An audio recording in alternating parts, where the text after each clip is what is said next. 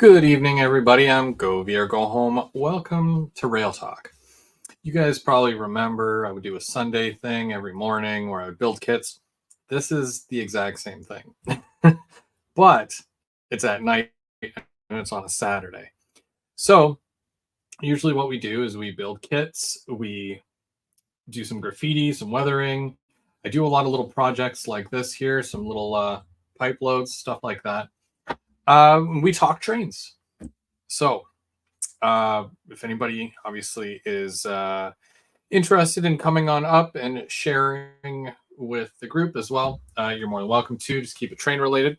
However, I do have an announcement, but we're gonna wait a minute because I want to make sure that the announcement gets heard, and we want to make sure everybody who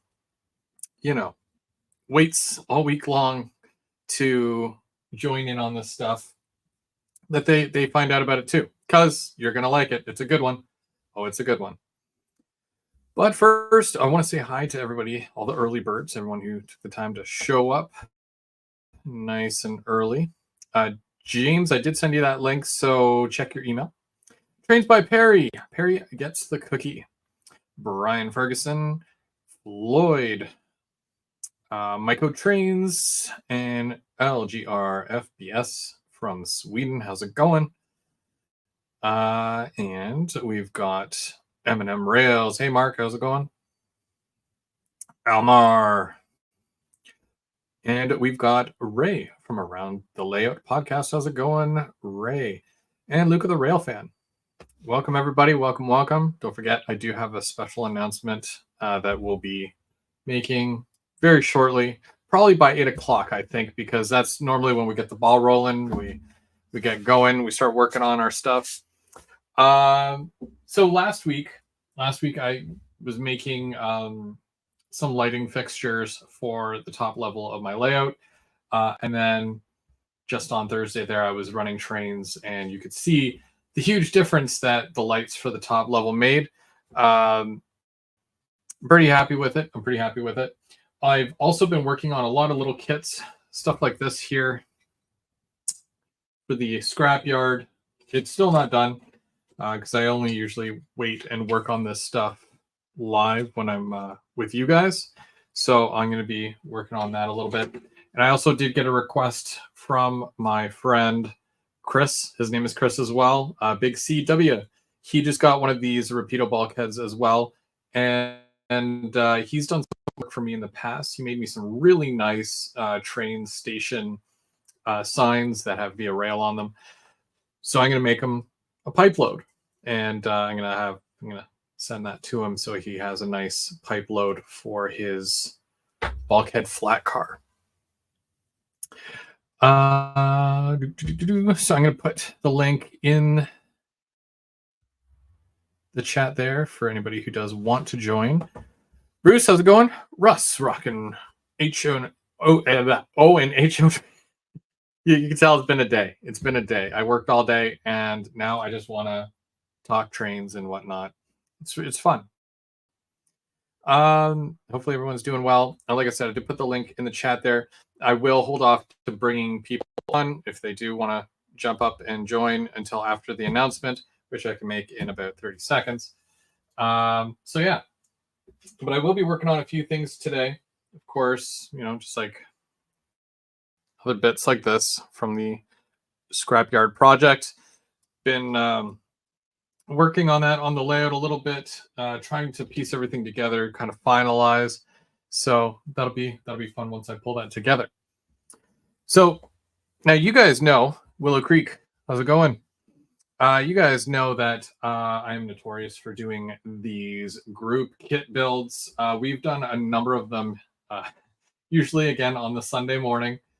And over the last several years, we have done several kits, mostly Walthers anyways. The Hobby Shop was the first kit.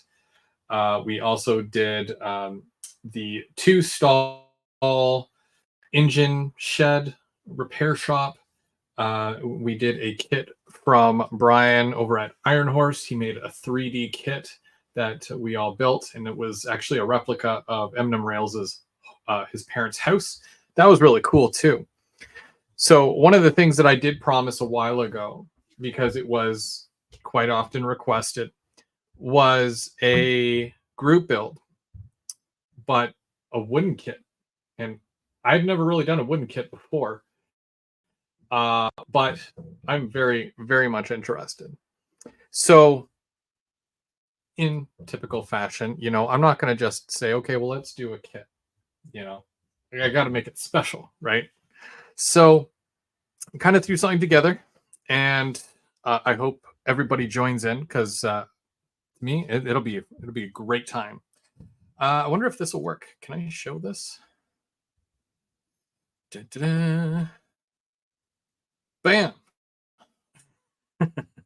Rail Talk Live, which is what you're watching right now, presents GVO Group Kit Build and Clinic, featuring Nick from ITLA Scale Models. You can join myself and Nick live next Saturday. That's next Saturday night, this time, 8 o'clock. And Nick will be doing a presentation, a bit of a clinic for anybody who's interested. I know that there's been a lot of people that, they're not too sure about building wood kits, or, maybe you're used to the plastic kits. But let me tell you, some of these kits from ITLA are very, very cool, and they look very professional, but I've never done one before. And I really, really want to try to make a realistic looking building. And I think that this will be the way to go. So we're kind of setting it up where we're going to be offering a discount code. And anybody who wants to take part in this. So basically, the day of the show, he's going to be giving his presentation, which is next week. And then for 1 week straight, we're going to have a discount code available for certain products. And I'll go over those products with you now. And if you want to take part and you want to build along, then you just pick up one of the kits from his website, the ITLA website, and have them shipped to you. Then starting early May, so it could be as early as May the 4th, which is a Saturday, or the 11th, depending on how many people, if we need to wait for more people to receive their kits, of course, because I want to try to get as many people involved as possible. And Nick has agreed that he will pop in. I don't expect him to, but I know he's a busy guy. But he's going to pop in periodically on the Saturdays that we're live. And he's available to give any tips and tricks live if you have any questions and whatnot. He's your guy, and he's gonna help you out. And it'll be fun because you get to see a bunch of us building kits and working on these wood kits. Again, it's my first one, so I'm really excited. But it comes down to what kits we're going to do. Because the one that I was really interested in was the York Industries full flat, which you can see at the bottom of the screen. That's the one. And that's a really sharp looking kit. Now that's also available in the 3D form. So it's not a backdrop building. It's, you can build it either way. And totally, you can get either one of those, and that's all HO scale. Now for our N scalers, we didn't forget about you, because we do have some N scale kits that are very similar. You can take a lot of the same tips and tricks and techniques, and you can apply that to the N scale buildings. So there's also going to be, for N scalers, you can choose from the Cosmopolitan Motors, the Allstate Machine Building Kit, which is also available in a backdrop building or in the 3-dimensional, and included. So when you purchase one of those from the website, during the checkout process, it gives you options for a loading dock. So it's like a 3D loading dock that you would put, instead of the garage door closed, you put it open, and then you can put an interior. And that's available for both HO and N scale. And then also there's an HVAC system, some roof detail parts and whatnot, which is really cool. And also wall detail kits. You can kind of see going down the side there. I think that one, yeah, it has piping. I thought it had a fire escape, but no, it's a the venting that goes up the side. So you can put all those together and you'll save. I'm not sure what the discount is going to be for, but we're going to give you guys a discount code next Saturday so that if you want to partake in this, then you can totally do that, and we'll save you, at least some shipping, of course, for it to get to you. And we want everybody involved, everybody except for G scale and O scale. No, mostly just the HO and N scale guys. I think that these are just available for both. So I'm very excited, and I know Mike already has his York Industries kit. Mine's on the way, and hopefully you guys will be able to join as well. I'm very excited, and Nick is very easy to talk to, very easy to understand, and he's used to doing clinics and whatnot. So I'm very excited. And of course, obviously, we take questions and whatnot and all that fun stuff. So yeah, make sure you mark it on your calendar for the 20th of April, and we'll be live at 8 o'clock Eastern. Anthony says, "Hey Chris, I have a few kits of ITLA and they are great. Kits best at someone gave me is brace before you glue and paint. They will warp." That's a good tip. I have to get those magnet things, but we'll see what happens. All right, so let's get started. We're gonna start working on some stuff here, and of course we've got someone backstage waiting. Who do we have here today? James. Hey. Hey, how's it going? Oh, pretty good. There's another chat. There's two more chats going on. Two more chats. Well, yeah. Busy night. Randall went live, and so is Jerry live. Oh, really? Oh, wow. It's one of those nights, where everybody's busy doing lives. Well, I already decided to take the night off, so everybody filled in the slot. Yeah. So. Well, what are you up to? Are you taking the night off or what? Who, me? Yeah. No, I'm sitting here talking to you. Sound turned down. No, I'm just putting around down on the layout. Working on the yard today. Getting lots done? It's more of a planning now. I'm trying to plan out how the ladder is going to situate so I can get the cork done. Yep. I bought some 12-inch wide cork sheets. I got 3 so far. I need 2 more. Because it wasn't decided if I wanted to do the cork for the track individually for the yard, and I decided to make it all one sheet, except where the branches out into the industry, I would do there. So I'm not gluing it down. I'm just using 2-sided tape. Because I want to change it because it's not perfect. Because when you nail down any, once I balance, it'll be glued down. Yeah. That off the real is off the rocks T-shirt, Mr. Mark.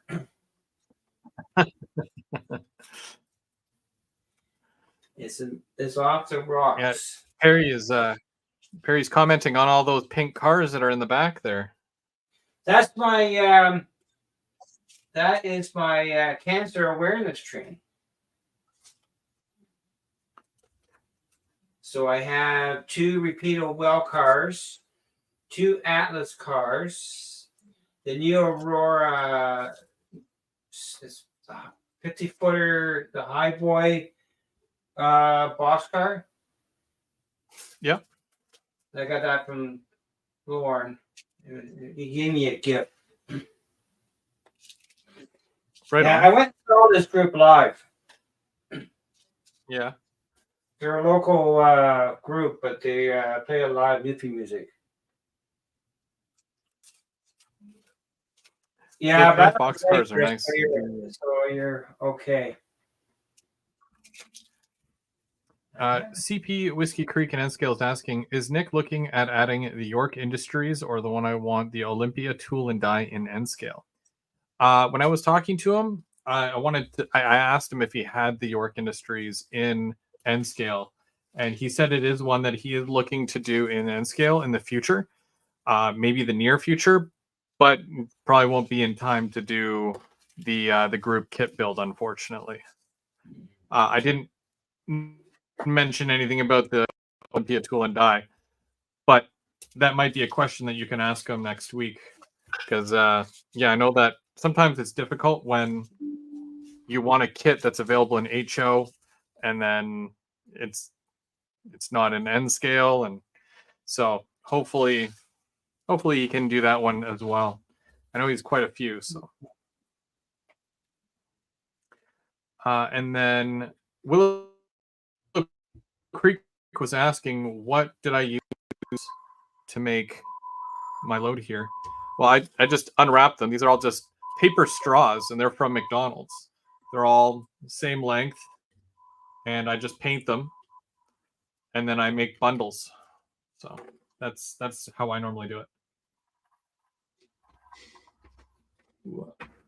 So I was trying to get a train running, but all of a sudden this my Wi-Fi on the layout is not being cooperative. Isn't that always the way? Oh yeah. This isn't off the rails Monday. Why are things going wrong already? I don't know what it's doing.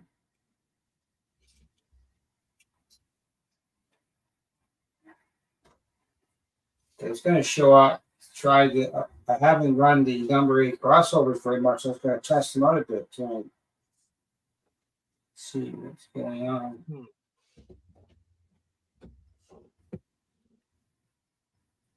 There we go. We're moving. So you've been working on your yard then a lot lately. Yeah, I've been planning it out.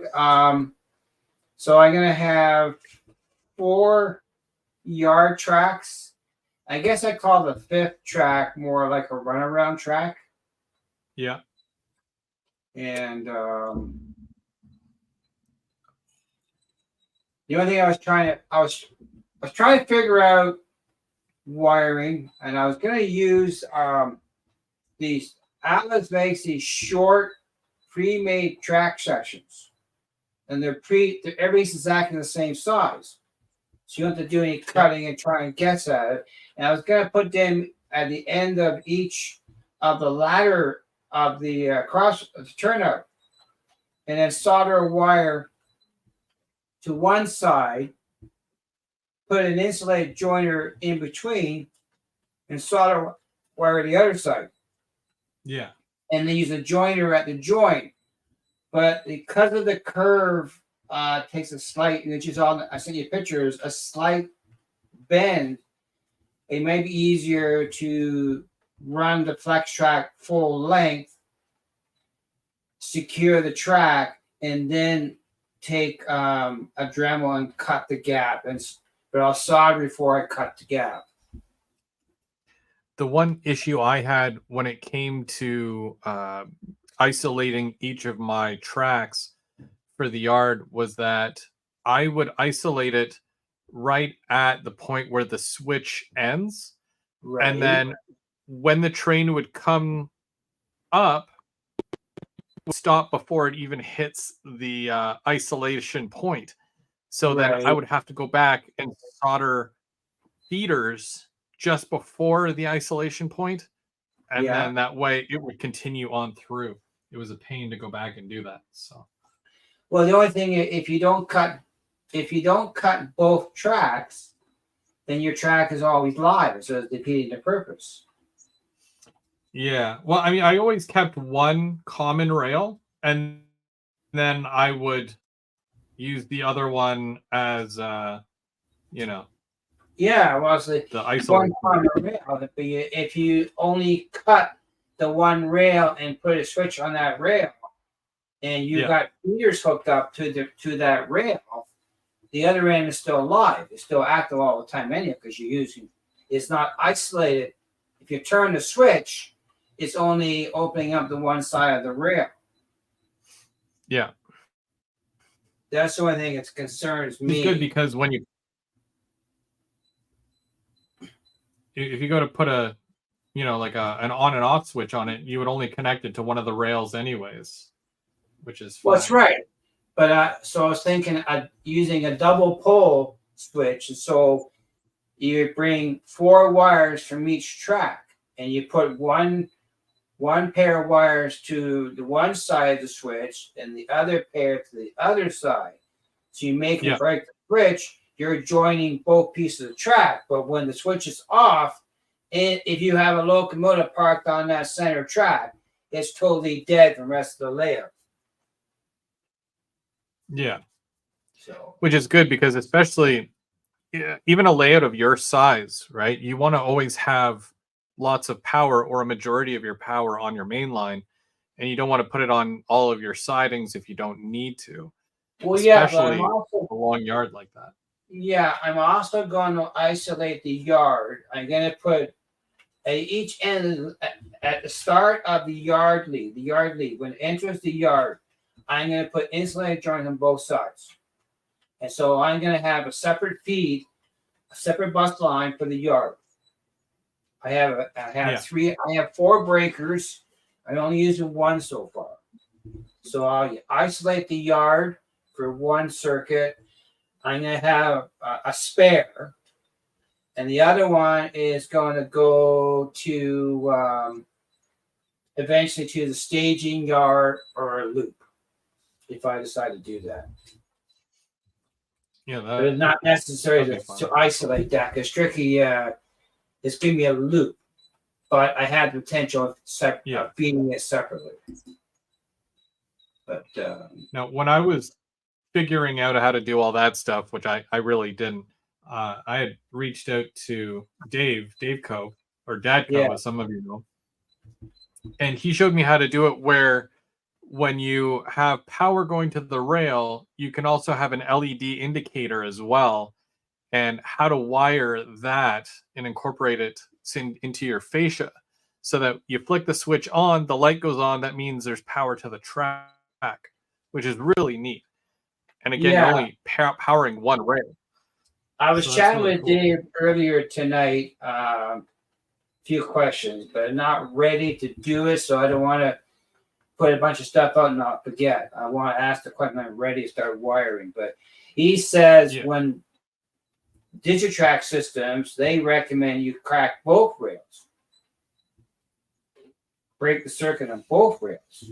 Yeah. So I'm not sure. I'm just concerned if you start splitting. He uses Digitracks as well as. Yeah.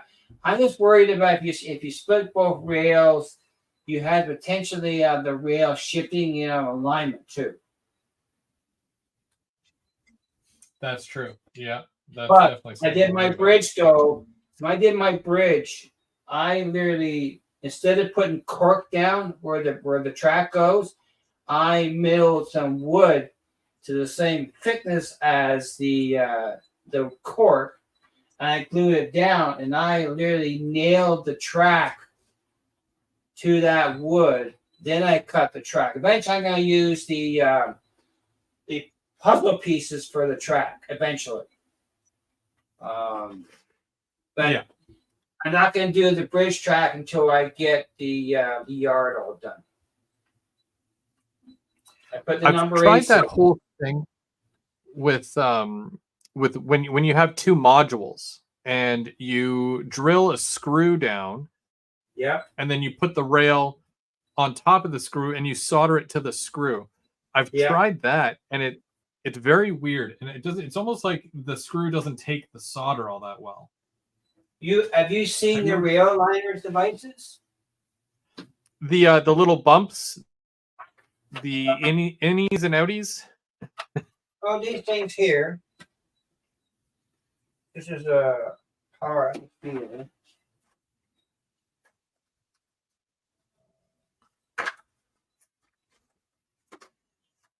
These things here, they're Oh. I have these. Oh, that's neat. So they're like, okay, yeah, the little puzzle pieces you were talking about. Right. So you can solder these to. I used it on my last Legos. You solder these to the track, and you secure these to the benchwood. But they need to be solid, and so I took away the cork. I literally put wood in place of the cork. I also got these things too. I haven't used these before too. These are solder jumpers for soldering your feeders. Oh, neat. You solder these. You take out a tie, solder these in, and put your feeders in the middle. Huh. I never used these before yet. But I also got these things. These came from. What's that? Who makes the puzzle piece track things There's that you a showed? company The first one. called Model-Tech, they're based in the UK. Oh, okay. Right there. Do they have code 100 and code 83 and all that? Yeah. Well, they're code 100, code 83 doesn't matter because they take the space of a tie, not the track. Oh. But they make N scale. But these ones here I got. This is copper sleepers. These are from the place. This is from Fast Tracks in Port Dover. Yeah, Mark, if you're ready to do your thing, might have some extras. But yeah, that's what I used. But when I did my lift gate, I literally nailed the track down with nails. It hasn't moved. That thing's pretty solid. Just cut the track with a Dremel, but secure it. But I just got rid of the cork. I put the wood in place of the cork, so I had a good solid spot for. They're just railway spikes from Walters. You can buy them from Pico. They all make them. Just little inch. They're a half-inch nail about the size of a screw, smaller than a screw for a coupler screw. There's Mr. Sean. Didn't Walters just announce not too long ago a piece? It's almost like a bridging piece for modules. Yes. I think Lauren's bringing them in. They're called expansion track. Expansion track. Yeah. Oh, did you? Yeah. I know you did because I sent you the picture. But did everybody see the bowling alley kit that Walters is coming out with? I'm so hyped for that. Yeah, I saw the video on there. This looks pretty impressive. Indeed. Not sure we're gonna put it yet. Well, it's different, right? I'm so tired of seeing all these restaurant kits, and now there's a bowling alley, and I'm like, that is awesome. That's genuinely a really good idea for a kit. Well, I think every small town has a bowling. I was looking at kits today, and how many kits I've got, and what I can't use no more. And yeah, I'm not sure. I got a kit here I don't want. Holy cow. I got so much stuff. I have a set of these. There's 6 of them. There's CN ore cars. Well, I found another box. I have 12 of these. It ain't counting all the blue box ones I got. But those, you can stack them up real good and do a full train and, just use a couple of locomotives. Those aren't very heavy at all. As long as they roll nice, they should be good. Sean says, you wouldn't get the screw hot enough to get the solder to stick. The rail would heat up much faster. Yeah, that's most likely the case.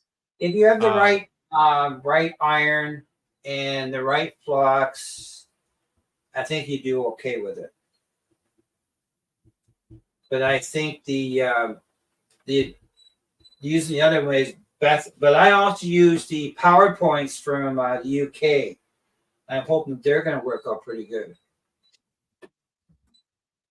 They're spring loaded. John wants to hand lay his track. That takes patience. It does. There's a guy, Floyd. There's a guy out of the Brantford Train Club who does hand lay track. I would do it if I was making modules, but not on like even the size of James's layout. I would not bother laying my own. It would take me forever, as far as my patience goes. You start when you're 20, you got a lifetime. My neighbor's all hand lay track. Really? He's been modeling for 75 years. Jeez. Yeah. Yeah, I don't know. So I feel like I want to run trains today, not. Yeah, I know. That's what I said. 30 years. I want to run trains now. I don't want to wait till. I want to make it simple. I don't want to get. At this my point in life, I don't want it to be too complicated. And I found I came across another one of those Troll proto boxcars, so I put it on the track today. I have 8 of them. That's what's on the track now. They're Walters Proto. They're called a crawl or saw. They had pronounce it properly. They're mostly wood, plywood or lumber boxcar, but there's one potash I came across today. I bought them before I moved, and I packed them away. It's been over 2 years.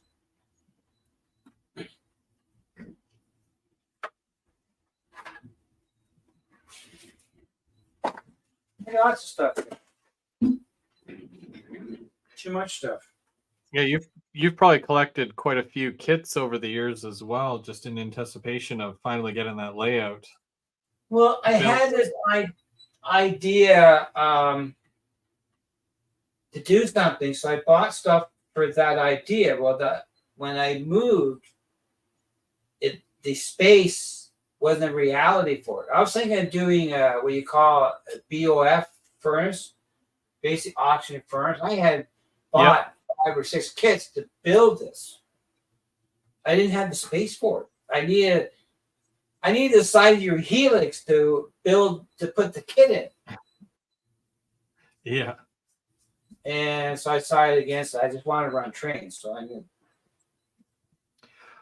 Even with like the steel mill kits, I know we've talked about it in the past, but like I really wanted to get the set just to have the set, because you know that once they're all gone, it's really tough to piece them all together. Yeah. I was shocked that I was even able to get all the ethanol kits, since it's even older. But I really anticipated on putting the steel mill on my kits or on my layout somewhere, but it's just so tall. You need a good 2 feet between each level in order to be able to have that fit. I wasn't worried about the height. I was worrying about the track, because you needed a 2-inch incline for the what was the name of the track? There's a name for it, for the Highline track. That little piece you made with that's the Highline, and that feeds the mill. And I was going to do that. Yeah. And you would have to do up to a 2-inch incline very quickly. Well, I was watching videos in Facebook group. I gone to the Facebook and everything, building it all up, planning it, and like did you build the rolling mill kit? Yeah, that thing's like 3 feet long. I know, it's in a box still. That thing's massive. And I had 2 electric arc furnace kits. I sold one. I put one together. The Highline kit is inside that. Yeah. And I have the blast furnace on top of the shelf. I wired the blast furnace. I weathered it. I detailed it and everything. But it's up on the shelf collecting dust. And if I bring it down on the layout here, Yeah, I thought I used to work at a glass factory, Anthony Borden, Dominion Glass, when we had glass factory in Hamilton. And, Yeah, mine are all in the back room on my my quote unquote workbench, but it's the only place I really have for them not to get ruined yet. Yeah, they're still getting dust all over them and whatnot. It kind of yeah, happens though. I broke a little piece off mine at the top, and I have a ladder assembly I made. It's packed away somewhere for the blast furnace. I came across that in the box in the shed in the garage, so I haven't found it again.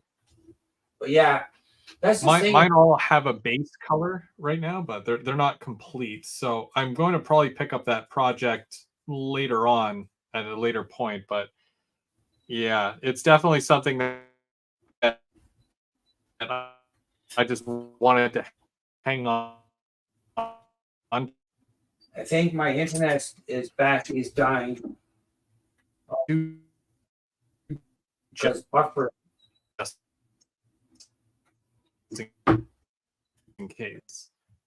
You get rid of this where'd one. James go? I'm here. What happened? Just saying. Well, what happened? all of a sudden I hear the buffering. So I killed the power to limit any yeah, that was weird. But yeah, that's the only thing I found is space. And I could put it on the layout, the blast furnace. I cover space, but then I don't do the tire plant I got. I have a crane I bought. The tire plant looks cool. I have a crane I bought for the steel mill, and it couldn't fit. I got this brick. It's called a brick freight off. I got that kit that I could build. Yeah, what else I got over here?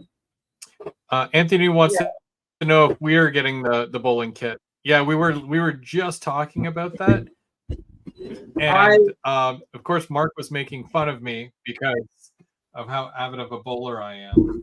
So yeah, I haven't bowled in 40 years. But I had this kit here, the UP style depot. I got that kit. I bought that many years ago. And this one came from OBR.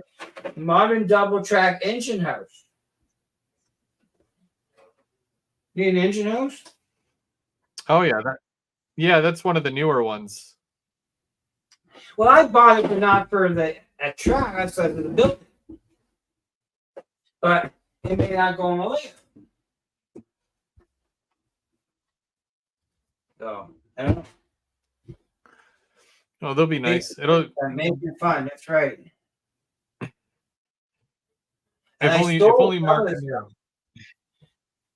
But I have the cars for the steel mill. Did you buy those things? The slide car and the bottle cars?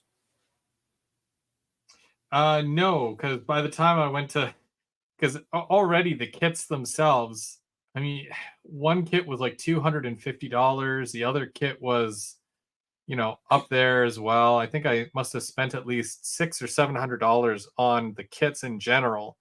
And then by the time you go to get the bottle cars or the slag cars and all that, they're already all gone. And, I guess I should have made more. I pre-ordered everything for the steel mill as soon as they announced it. Everything. I got actually the blast kit. The blast furnace kit came from Otter Valley. I got that from Lauren. I had it pre-ordered from the Dundas Valley Hobby, and I decided to cancel it because I thought the price was high. I should have bought it anyhow because the people wanted it. But I have them right here. The kits. And I bought these cards. I bought them all. I bought 2 types. I got 4. Oh yeah, those are nice. I got 4 of each. I'm not gonna get rid of them. If I set the steel mill up, I will set it up. I even started to build a switcher for the steel mill. I have it. It's in a box, in a package. I chopped the roof down and everything on it to make it into a mill trap switcher. It's in the garage somewhere. I was gonna paint it orange and put a decoder in, and away I go. Yeah. Have you ever done a wood kit? Me? No. I built with wood. Yeah. Wood I've done. I built a shuffleboard many years ago from scratch, full size. A shuffleboard. Yeah. 10 foot long. You built it. So I built it. I hand planed and everything with inlines. The guy I knew who used to be the parts manager from Eastgate Ford, he sold me the rocks and the special rubber for the bumpers. Oh yeah, I built a shuffleboard right from scratch. Nice. Yeah. Well, yeah, it's been a while since. I took wood shop in high school. Well, I took wood. I went to Mohawk College for wood. I had 2 careers. I could have went either direction. Yeah. Oh no, Mark! I built a full size shuffleboard. It was made out of mahogany, solid mahogany, walnut lines, everything. And I took a big 12-foot plane to level it all up. I did it in night school at high school. Oh yeah, I did a lot of woodworking. I know I mentioned it earlier, but people are coming and going, and I know we've got some new viewers in here, so I'm going to throw this up again here just to let everyone know that next Saturday we've got ITLA that's going to be joining, and we're going to be doing a live clinic about wood kit building, which is going to be awesome. And then from there, we'll be able to do a group build, and it's open to N-Scale and HO. And we'll give more details later, but make sure you tune in next Saturday night. It's going to be a good one. But yeah, love building kits. It's fun. I think if I could just build kits all day, every day, then I would do just that and only that. But hey, Mr. Mini Prince. Yeah, I thought about mini prints. I'm serious. I want to order the mini me's, but I want to order the biggest size that Bernard makes. I think it's O scale. Then I can put them on a shelf in the layout. But I can change the camera and I'll switch it around. You'll see we'll put the train through the crossover. So let me switch cameras around. You can see that when you're playing with your kid. But I was looking at a thing the other day about Bernard's mini me's and getting the biggest ones he's got. Then I can put them on the track and knock them down. Bernard is asking which kit that we're doing for the group build. So HO Scale, York Industries, and you can choose either the 3D or the background. I'm doing the full flat, like the one that's in the picture here, the full flat there. And then, of course, for N-Scalers, you can choose between the All-State Machine Building, the All-State Shallow Relief Flat, which is basically the same thing. One's either 3-dimensional or one's a background. And then also, there's going to be some other stuff that you can get, and we're going to be offering a discount code, which applies to just this stuff, and also the loading dock interiors, the HVAC system, and the wall detail kits, and those are for both HO and N-Scale as well. But we'll give the promo code next Saturday night at the live event, and basically we're going to start the group build as of either May 4th or May 11th, depending on, of course, if everybody's got their kits and all that, and if there's a high demand for kits, then of course we need Nick to be able to get those printed or cut and then sent out, and we want to make sure that everybody gets their kit before we actually start the group build. So it's all based off of if everybody orders their stuff early enough and he has enough kits, then we'll start May the 4th, Star Wars Day. So Star Wars days. That's good. Yeah. I just turned the computer and I can see the screen more, and I can slowly speed. Oh, also, because if we're all building kits, I want everybody, when they're done their kits, to send me pictures of their done, like their finished products and whatnot. And maybe ITLA will show them, post them on their website, socials, obviously. Yeah, just we'll get something going, and it'll be a blast. Next weekend, I see Scale Trains Road Trip and Sparky 107 107. Yes, yeah. Wait till next Saturday. We're gonna do the live. There'll be a promo code, and then order your kits, and then yeah. There, I turned it around. You can see the train.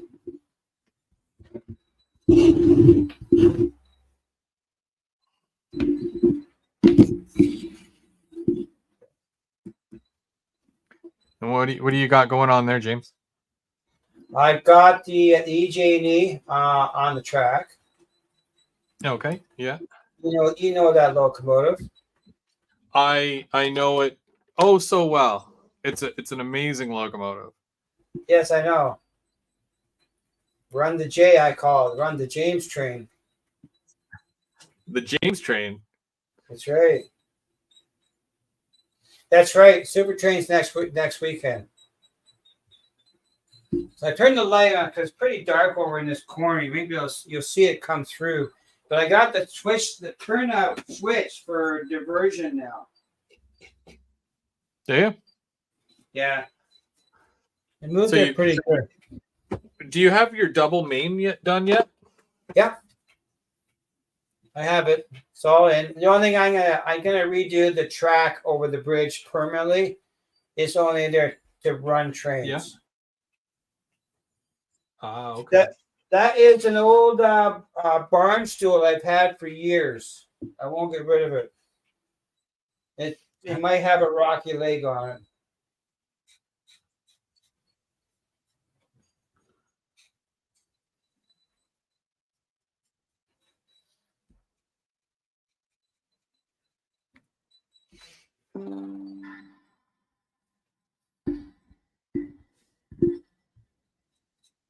There's crossing over now into the 8 into. So all those cars. It's such a nice locomotive. Those cars are all proto Walters Proto, except for the rear the three cars in the rear. I had to put the GBO car on. Nice. So, why don't, for those who might not be aware, I'm not sure if people don't know or not, but why don't you tell us about your Monday night show with Mr. Mike? Well, Mr. Mike is MIA. He decided to go work at a job called night shift. So working. So yeah, I know. Ugly word. But I might have a guest in the train room. You might? It sounds up. More like you do. Well, all depends. Because he lives in Oakville. He does similar job to Dave Go. He's cybersecurity. So he might come Monday night. Not sure, because he's gonna bring me some steel rod for my for my ground throats. Yeah. Nice. So you don't want to use like piano wire, or you... Yeah, use piano instead of using the plastic device. If you go down to its channel is called the South Down switching layout. Yep. Leo. Yep. He did a video which he featured me in the front of it. I asked him a question, and he used a piece of piano wire to move the ground throat. And it looks it was very impressive because it had enough steel rod to go through it that it wouldn't fall off. Yeah. And so I'm going to do that. But what I'm going to do a little bit different, I'm going to make wooden platforms for the ground throw to sit on. And I'll anchor the yeah, you just did that. That's right, Chris. So I'm going to anchor the ground throw to a piece of wood, and then glue it down to the workbench, the bench work. And I'll cut the cork so I can get underneath the switch to make it work. Mm-hmm. But yeah, he's a nice guy. We chat all the time. But he's in cybersecurity for the Trafalgar Hospital. Oh wow. Yeah. I'm gonna that's cart really him cool. off the. That's the fun stuff. I got a deer. I lost the car and derailment. Uh-oh. I saw a question there. I'm going to go back up the list here. Bear with me. Those pieces for the scrapyard, are they from a kit or are they 3D printed? So these are actually Walther's kits here. One is the Furious Shear and the other is the baler. I'm pretty sure this is the baler. Makes the little squares, unless this is it. I can't remember. But these are Walther's kits. They're very small, very inexpensive, and fun to do. They're just little extra details for your kit. And if you're looking for big bins for your scrapyard, Mini Prints does these. I painted it black because the base color is going to be black, but there's doors on the front of it, so you can have it open or closed. I just chose to have mine closed. And then I've got a smaller version of that as well. And if you've got a truck, you can also, because it has little parts on the bottom there, you can just put it right on the back of a truck even, which is really cool. It'll work. It's the correct scale. So yeah, I turned the car came off the tracks down the end. So I took it, parked it for now. I'll fix it tomorrow. Yeah, that's I've been plugging away with that. Perry was asking about the Jeep 9s. Did you guys see? I know you saw the video for the Jeep 9s. What do you think? Oh yeah, well, it's very impressive. You know, I do like my Jeeps. I have 477 on the layout just for Mikey to drool over. That's what's pulling my cancer train. Oh yeah, it's the 4777, and I had the Christmas caboose on it from Mark, but he wasn't here last Monday. But he did watch. So he did watch the video. But I had the Christmas caboose on from Santa Fe. It was a safety caboose. Yeah. I picked it up. I don't know, a train store. Feel thingy. The problem with the Jeep 9 is that you can't get just one. That's my problem with it. If I got one Jeep 9,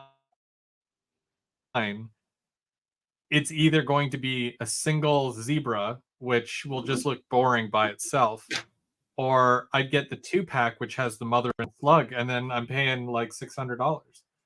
See, I never seen a slug. That's why I didn't like want that. it. But for me, for your layout, the slug wouldn't make sense. I've never seen it in this area. It's never been around here. So one, I'm not sure I want to have the one, but to me, it's a switching locomotive for in the yard, so you wouldn't have two. Yeah, I understand, Mark, and we do got to work, you know. my dilemma is that I like the zebra one more than the noodle, but the noodle is the one with all the the strobes and whatnot. It looks so cool, but I just prefer Right. the zebra. So I don't know if I get two of the one or the Or it's six a like very Mike's got. yeah, But yeah. or all 20 like Mike. Yeah. See, I remember a friend of mine who lives in Montreal. He wanted a slug, and he had someone make it for him. And now they're coming out. But I've never seen the slug around here. Yeah. So, but Mike has seen it in Sarnia around the refinery out that way. Yeah. I see around here a lot of the AIM is down here. Of course, you get all the stuff coming out of Steel Car because they manufacture the hoppers down here. But as far as Yeah. a slug, we don't have that kind of big industry no more that we used to have. I was talking to a friend of mine. Mm-hmm. I know he works at Toshiba. He used to work at he's now with ABB in Burlington. He was telling me they are working on redesigning the traction motor for the switcher, the Fastco, because Yeah. they don't make that stuff no more, and they're designed to fit the mill.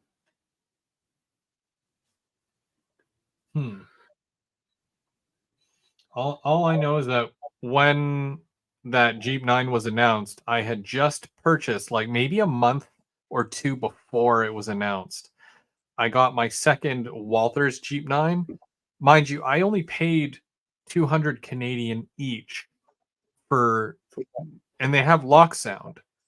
The details aren't there, but they still ran really, really, really well. What make was that, Chris? But as soon as those were Walthers, you can still get them today. Walthers makes a really good Jeep 9 that runs really well. You have one of the older Jeep 9s before they started adding sound to them. Yep. Yeah. But doesn't it run really smooth? Well, it runs. It fell off my temporary layout. It bounced. It still survived, but it's a little noisy now. But I have a locomotive here. I bought brand new from Parrot.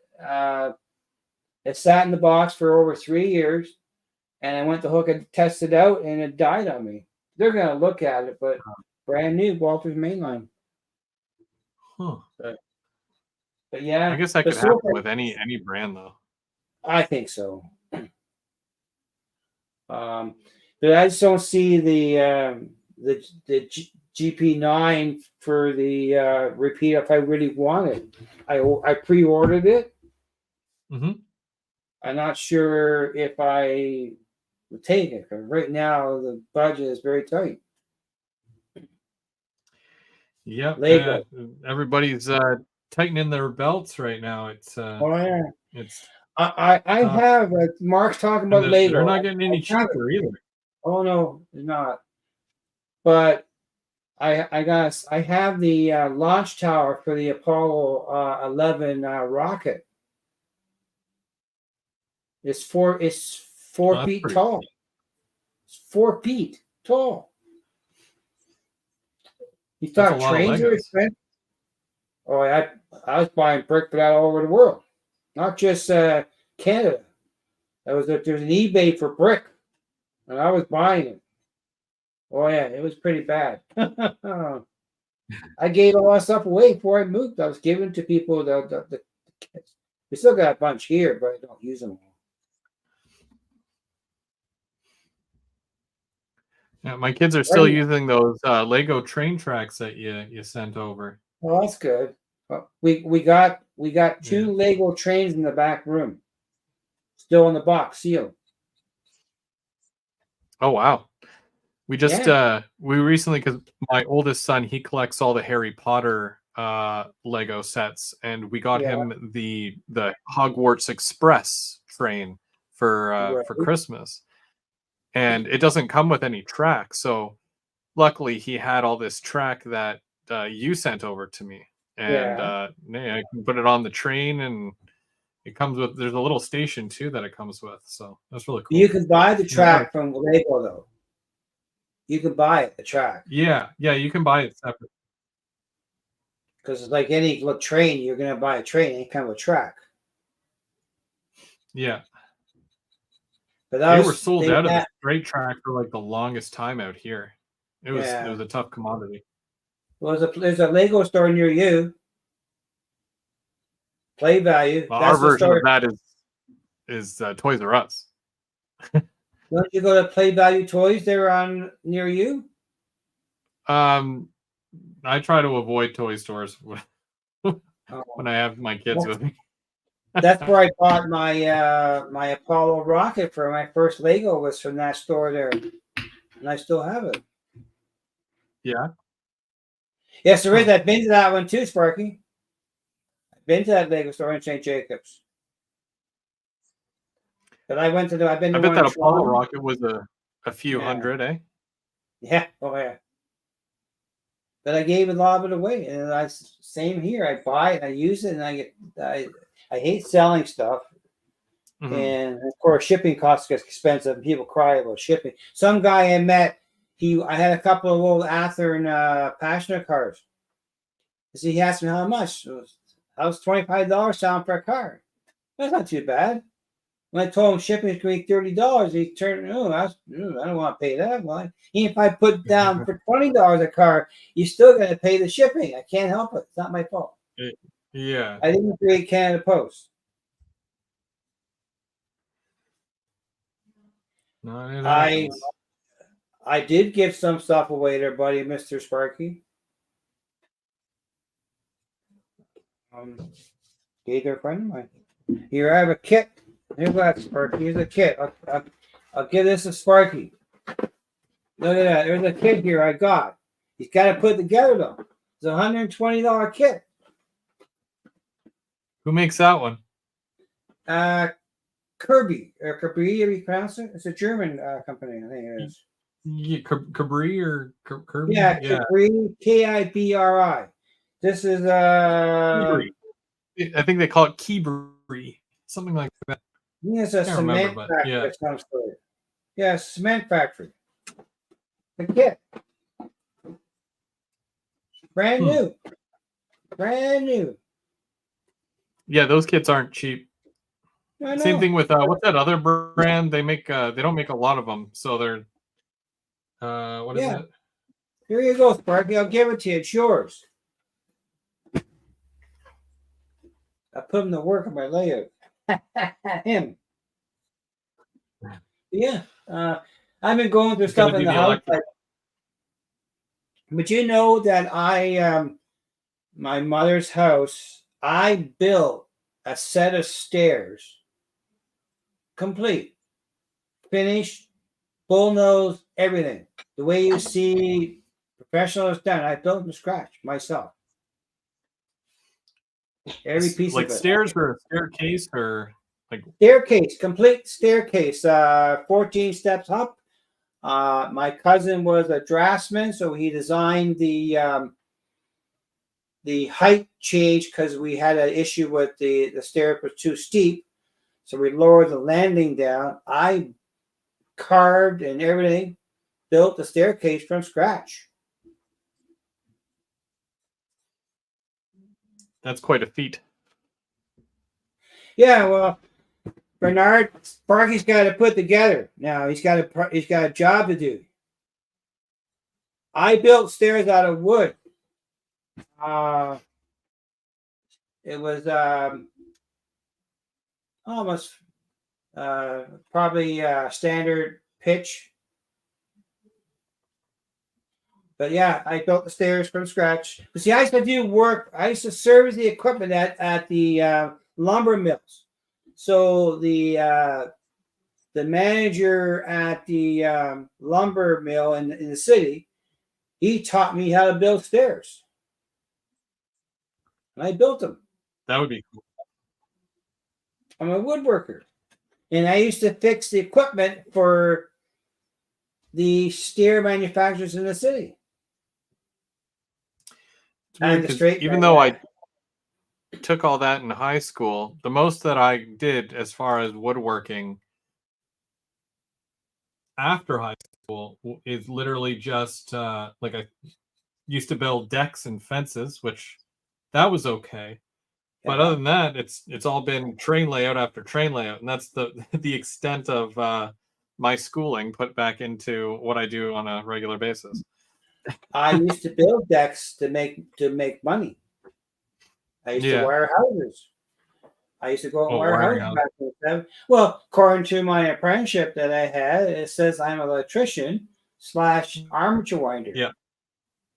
So what do? I Armature winder? blow up three-phase panel mirrors off the wall. I did because we had. Really?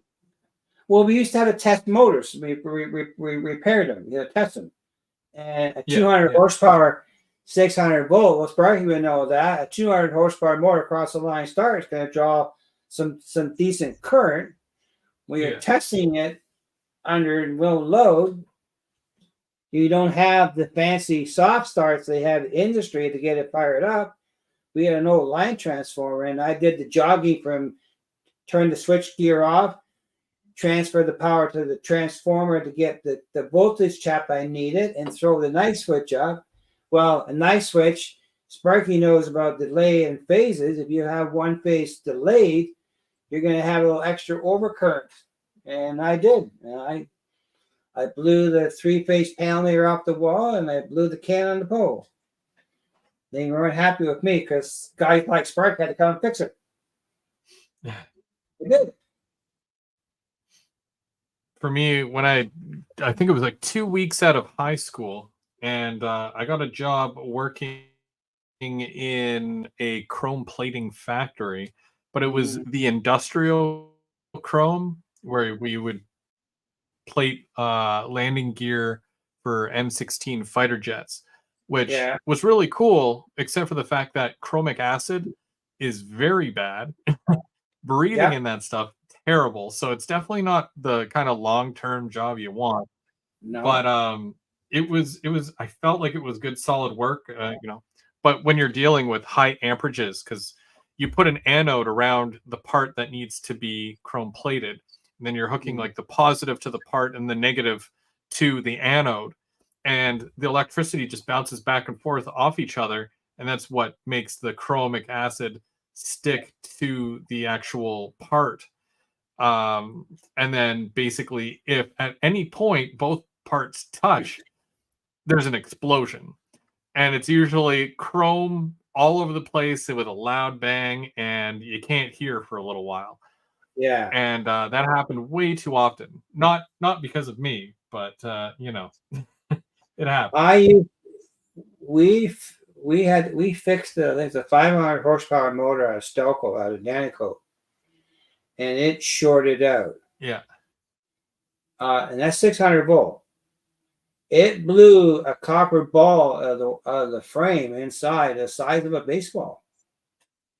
Yeah. We used to send these things to Sam, make things out of these stupid copper ball come out because they'd blow out through the slot and just be a massive gone. Yeah. Oh yeah. There's horror stories. Sparky knows all that, and I lost two friends of mine, both electricians, that were electrocuted because of things in the system, and not the rules have changed since I started. Yeah. Big time. Okay, Mr. Mark's got to run. He must be getting tired. Oh. No all right, Mark. By the way, Mark is live this Thursday, so we'll go see Mark on Thursday.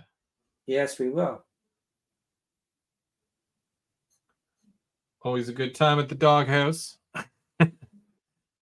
See how many puppies he picked up this week. It's easy to ask what he doesn't know. Yeah. But I've been in the service industry for 45 years. Anthony's asking what other kits you have. He's willing to pay for shipping to my house. Oh, warehouse. I have what is this one here I had that I didn't need? Uh,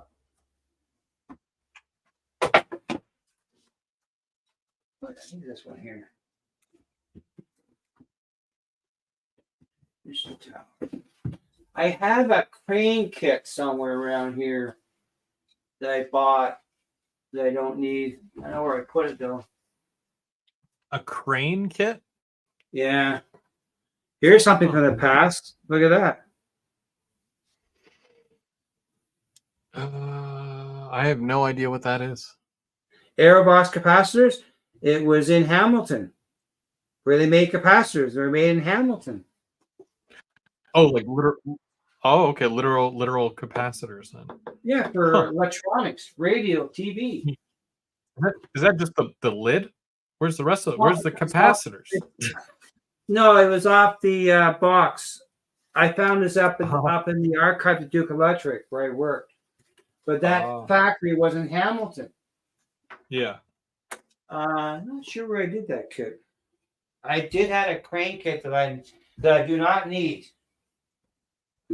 Hang on. You've also you've piqued Trains by Perry and his interest in Lego as well. So. Oh yeah, well I gotta assemble the rocket tower. I do. I gotta reassemble. I have all the instructions. Yeah, I do, Sparky. But yeah. But the tower is 4 feet tall. That's a lot of Lego.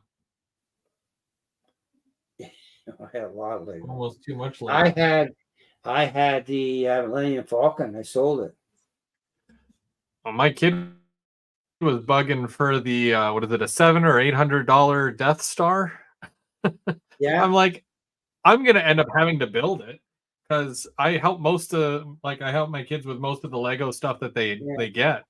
Yeah. They're like, Dad, you know what's going on here. Help me out. And I'm like, okay, well. But yeah, I could just imagine putting the Death Star Bernard wants a Lego train. The which one? I know we have 2 Lego trains in the back where my wife bought them. Do you have that British one? The what is it, an EAT or ETA, something like that? I don't know. It's blue and silver. It's like British. I know what it's called. We have that. Rapido did the model of it. Okay. I only have one British train, and I bought that somewhere around here. I got it from a friend of mine who had a store in Dundas, but I don't run it because the encoder inside is not very trustworthy. I had the Millennium Falcon, and I had the numbered box and everything, and I bought it, and I decided it was too big, and I sold it to a guy for his kid for Christmas. But I had it. Oh. Perry says that the Death Star is now 2,500. Oh yeah, it's ridiculous amount of money. I know. Yeah, Legos can be just as bad, even worse than trains sometimes. Oh, I had Lego. I had bins and bins of Lego. I still got more around here of Lego. I have lots. It's amazing what I have here in Lego, and I got rid of it too. I got love. I give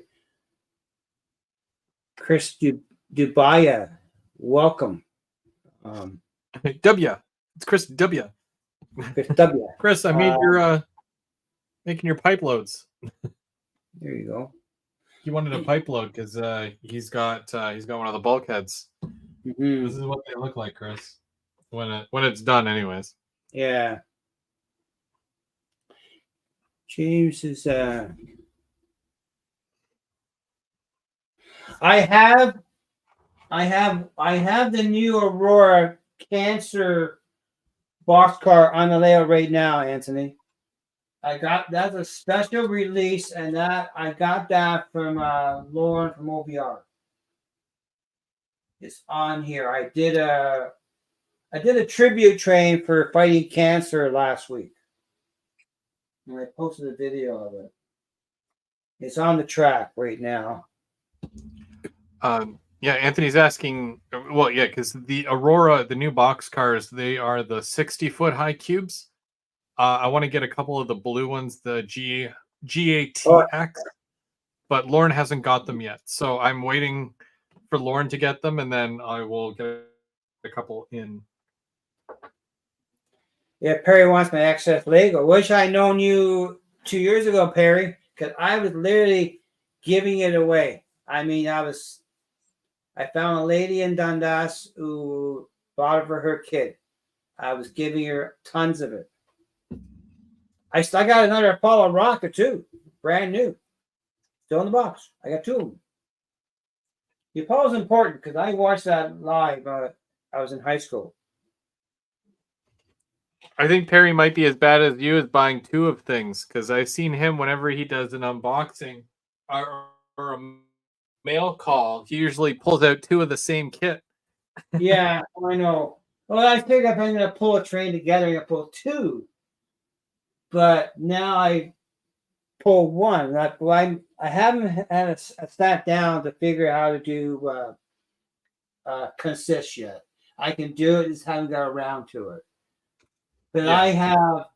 I bought two of the GP38s in the wet noodle scheme, and I have two of the zebra scheme. Yeah. I have two of the GP40s, not counting the CSX and the Sioux line as an extra.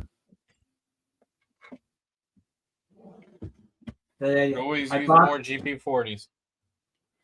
Yeah, well, I think I have enough of them. But I have my my X7s. I think they're what make they are, but they're New York Central. Because New York Central and CP and THB are all connected.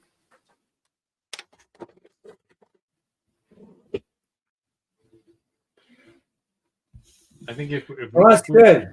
We talk to Lego anyway, we're gonna have to do a Lego kit build. I didn't know if I did have a Lego train set up. I bought it for Christmas then, and they sold a kit for to put a motor in it, but it didn't work that well. Right? No. Somewhere it's in a box in the house.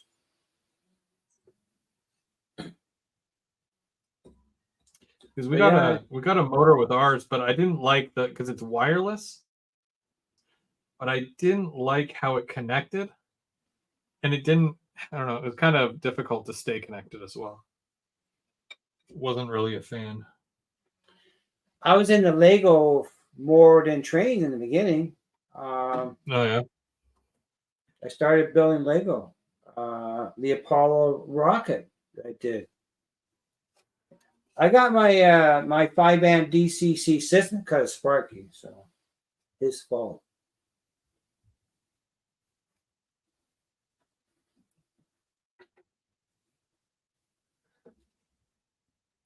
Yes, I'm still working on this. Yeah. I know you're thinking it. He's like, is he still working on that thing? Jeez. Hurry up. Oh, I'm still working on my layout too, so I feel bad. I'm still a long ways away. It's fine because it's like, I'm not gonna do this and just sit here and not. I mean, like, I can put on music and work away and stuff, but yeah, I like having the company too, so that helps. Yeah. See, if you're closer to here needed wire, I can help you out. Oh, there you go. Yeah, because I don't like doing electric. But you're too far away. But I work for an electrical service company. I used to get wire because when they go do a job, they would have a partial spool. Well, they not going to use the partial spool because they don't trust it. So it comes surplus. Yeah. So I know around here I had a big spool of 6-pair telephone wire. I could use it for the yard because I want to use number 22. I have my Marks From tram that used to run on the 22 tree, but it's neat. I don't trust the transformer no more. I think it's too old. The cord is very Yeah. tired. Well, I got that in '63, so it's 60, almost 60 years old. So I just think the insulation on it, I don't trust it. Oh, Tammy and Ray are in the chat. Hey, yeah, how's it going? Yeah, I saw that. She's going to be expanding. They're going to make another layout in the other part of their train room. They've got quite the empire already. So they're adding more to the empire. That's the dream right there. Yeah, well, take your current layout, add another layout believe it or not, when Postmodern posted about his tree building, and I wanted to wire, I had a 6-inch spool of number 26 wire, magnet wire. I gave it to the guys at the scrapyard last year. I literally gave them here. Here's your tip of the day.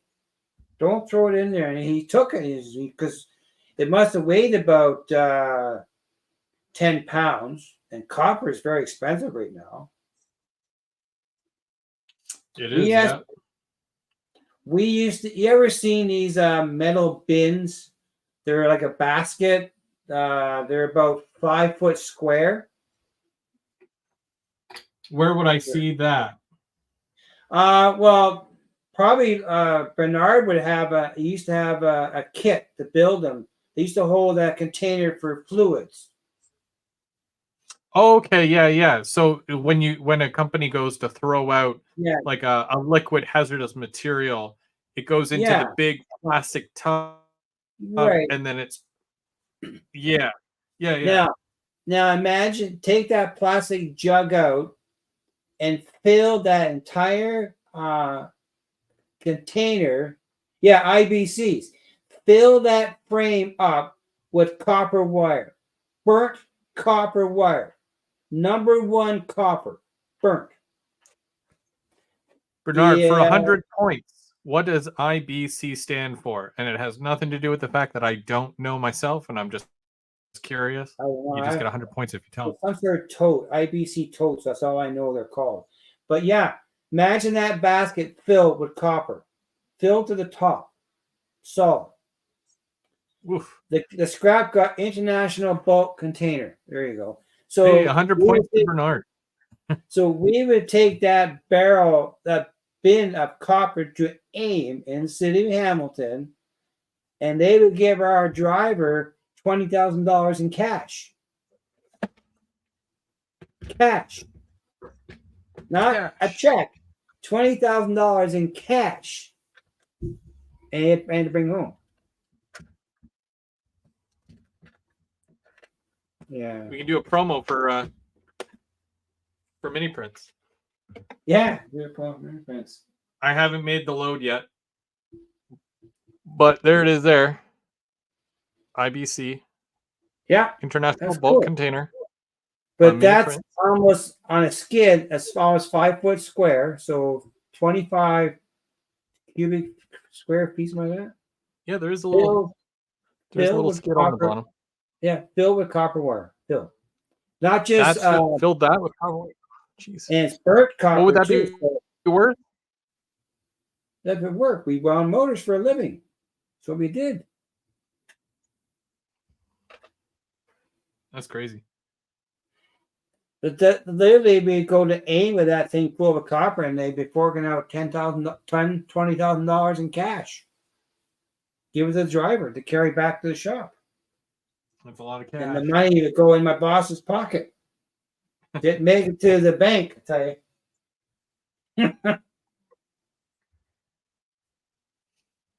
Yeah. Oh, yeah. Copper wire. I mean, like, it's obviously,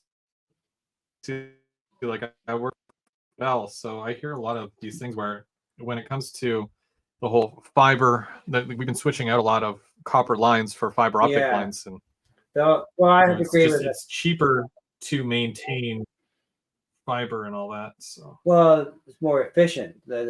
I know we have copper. We have copper Well, in the that too. house here, but Yeah. the copper doesn't. I remember when we had the other house, we had Bell for a while. We were trying to get high speed, and they tried to dial up the high speed through copper, and it didn't make it. It No. died.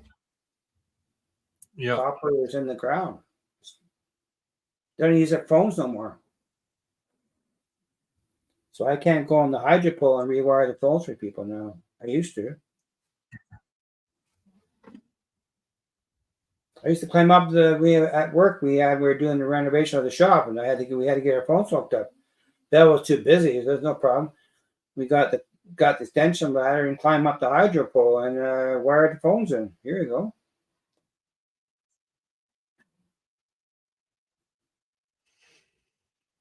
go. Derek says I was trains and HO electric cars, then 132 slot cars and radio control cars and planes, and then prototype auto racing, then girls and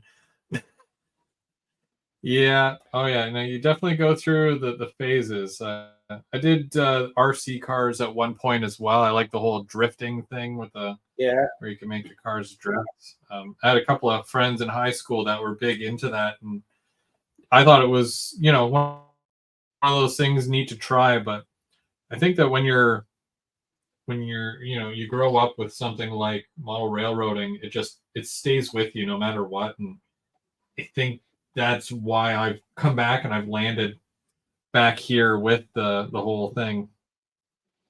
I look at that Chris's comment here about the cutting down wire. I think they got copper.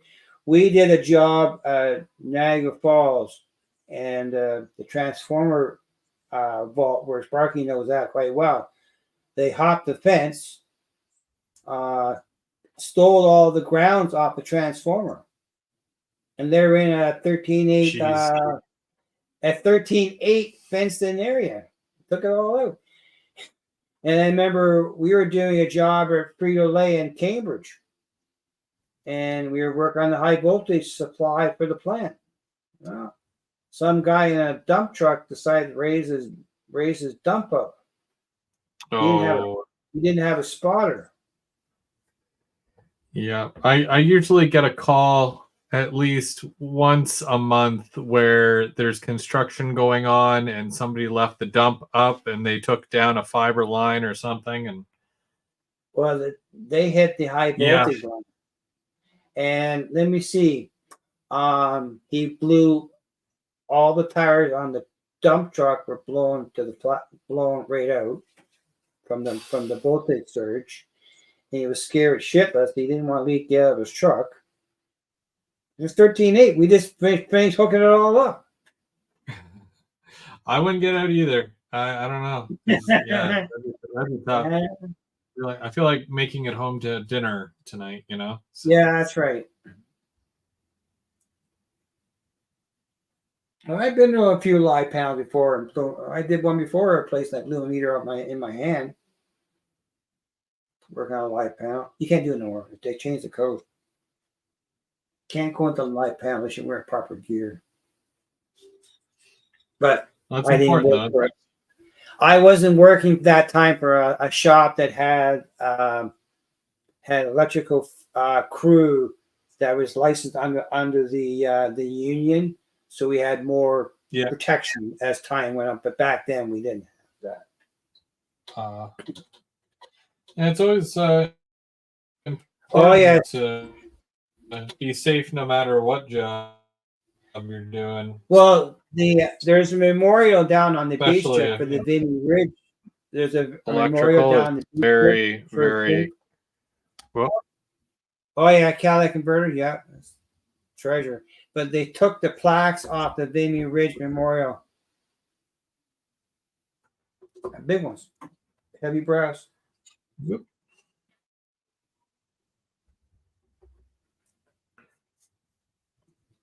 I might be able to actually finish Chris's pipe loads today. Not completely, just at least painting them. That's for Chris? Yep, the big CW that was in the chat there. Yes. Chris, if it's not glued down, don't take it. I remember we were working in a shop on Cannon Street, not too far from the police station downtown, and we had a break-in, and they took our acetylene torches. It was the middle of the winter. Yeah, the cops just followed the tracks from the cart through the snow to the house, and here you go. They thanks, guys.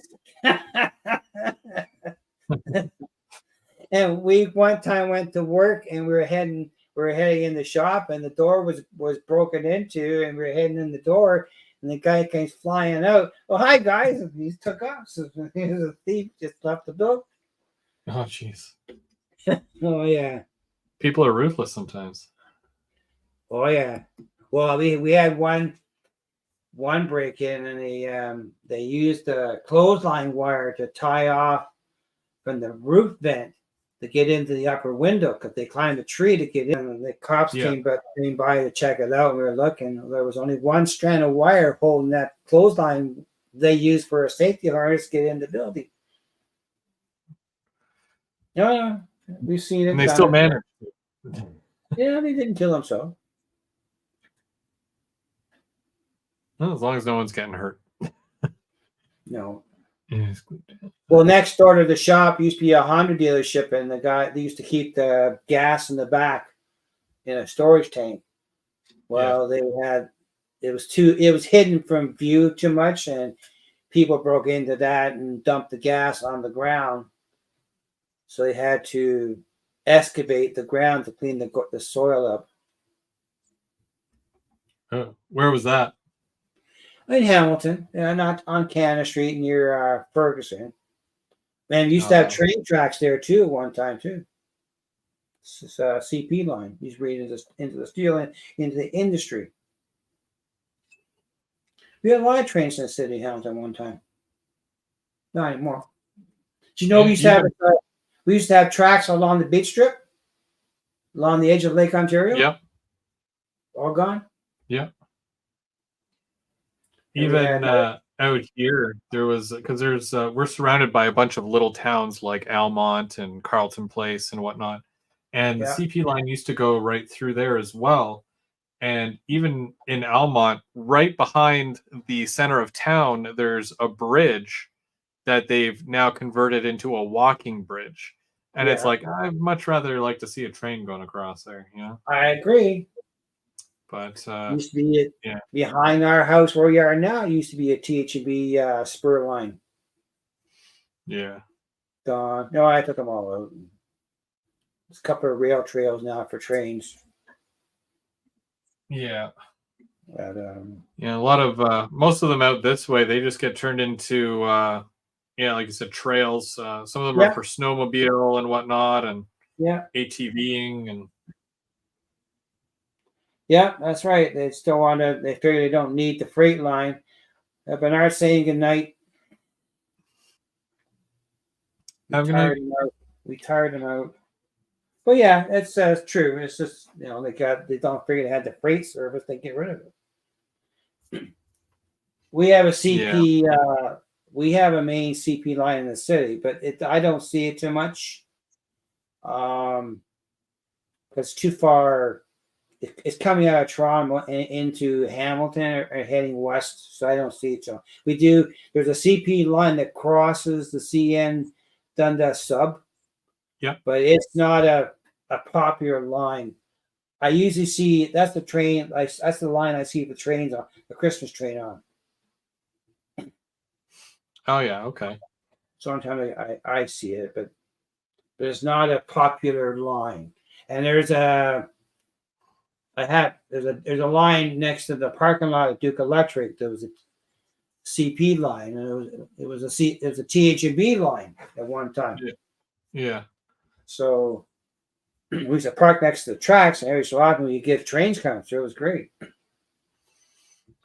That's what I might do this year, because I'm still yet to go see the CP Christmas train, and the where we normally have that barbecue at the end of summer there. The train stops there, in Smiths Falls. Well, that'd be a good spot to go for you because you're not obstructed as much. Yeah. I went out to where Sparky went last year, and I tried to go into town to see another view of it, but it was too crowded. And not knowing the town, because it's pretty dark, so I didn't go. But I actually went the same spot where Sparky went. Yeah. Last year. I might go up. I might try and go up to the train station in Cambridge this year. Yeah. The drug heads. I always end up having to work, so I always miss it. Well, that's pretty good. Only 2,000 amp. That's pretty good. I imagine that power up on that was probably transmission power, probably 13.8. Yeah, Sean caught it in Woodstock, so it's probably the one. But I went and saw it twice. Yeah, I caught the Cambridge one, and I caught the Dundas one. And when I did the Dundas one, I took my old cell phone, and I set it on a tripod, and I filmed 2 different locations, and I merged them together. Yes, I remember that, Chris. You taking a picture of that bridge over the bridge. That's pretty cool.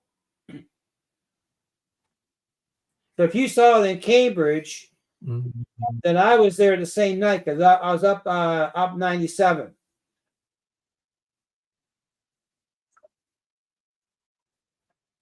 But yeah, I enjoy the Christmas train. Yeah, Chris knows. I think Chris said that he's been to what is it? Smiths Falls. Yeah. I'm not sure if you're aware, Chris, because last couple of years I've been throwing a barbecue at the end of summer. Last year was probably the biggest one yet, and a bunch of guys came out. We spent the day at Smiths Falls, right like trackside, and was cooking some burgers, some dogs, and we were watching all the trains go by, and yeah, it was a good time. It was a good day. Hopefully we can do it again this year. I'd like to. I sure hope so. I just got to check to see when I'm working and when I'm not working. So now June 16th. That's Father's Day weekend. I'm heading. My wife has a conference at the airport somewhere. So while she's at the conference, I'm going train hunting. Yeah. So I'm gonna go up to that yard up near Vaughan, the intermodal yard. And I'm going to go to George's Trains and see that layout up top. There's also some tracks that cross the main street and where George's Trains is. I want to check it out. Okay, Postmodern. He's going. Have a good night. Yeah. So I'm there. So I'm going to cruise around for 3 days while my wife's in. She has a couple of dinners I have to attend with her. She goes to family history. Yep. They don't have people to visit, Chris, or I would. I asked them. They said there's no one there to greet you. Treat you like a warehouse. Yeah, you should. Sometimes I show up. Yeah, well, I talked to the guy that was at OVR when we were there at time, me and Mikey. And I asked him, anybody there? He says, no. Well, yeah, because your backyard depends on the day of the week. ACHB, his backyard is the CP line.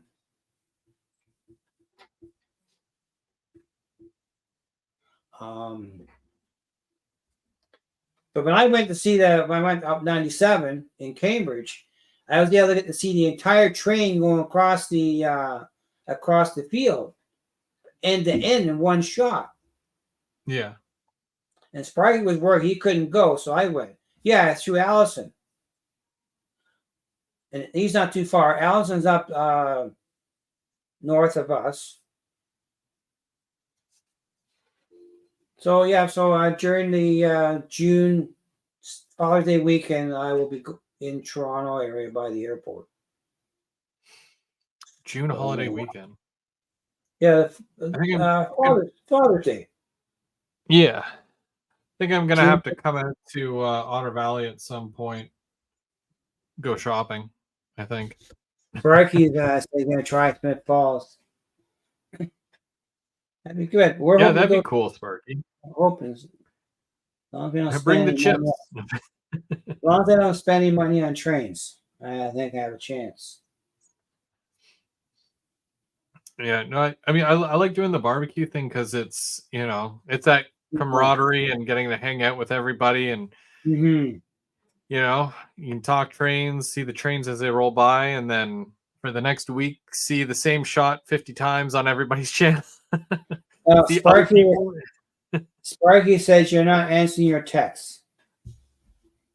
Oh, sorry. I don't normally go on my phone while I'm doing a live. Where is it? Okay, so Sparky. Oh, so that code will be given out next Saturday. So don't do it yet. Stop.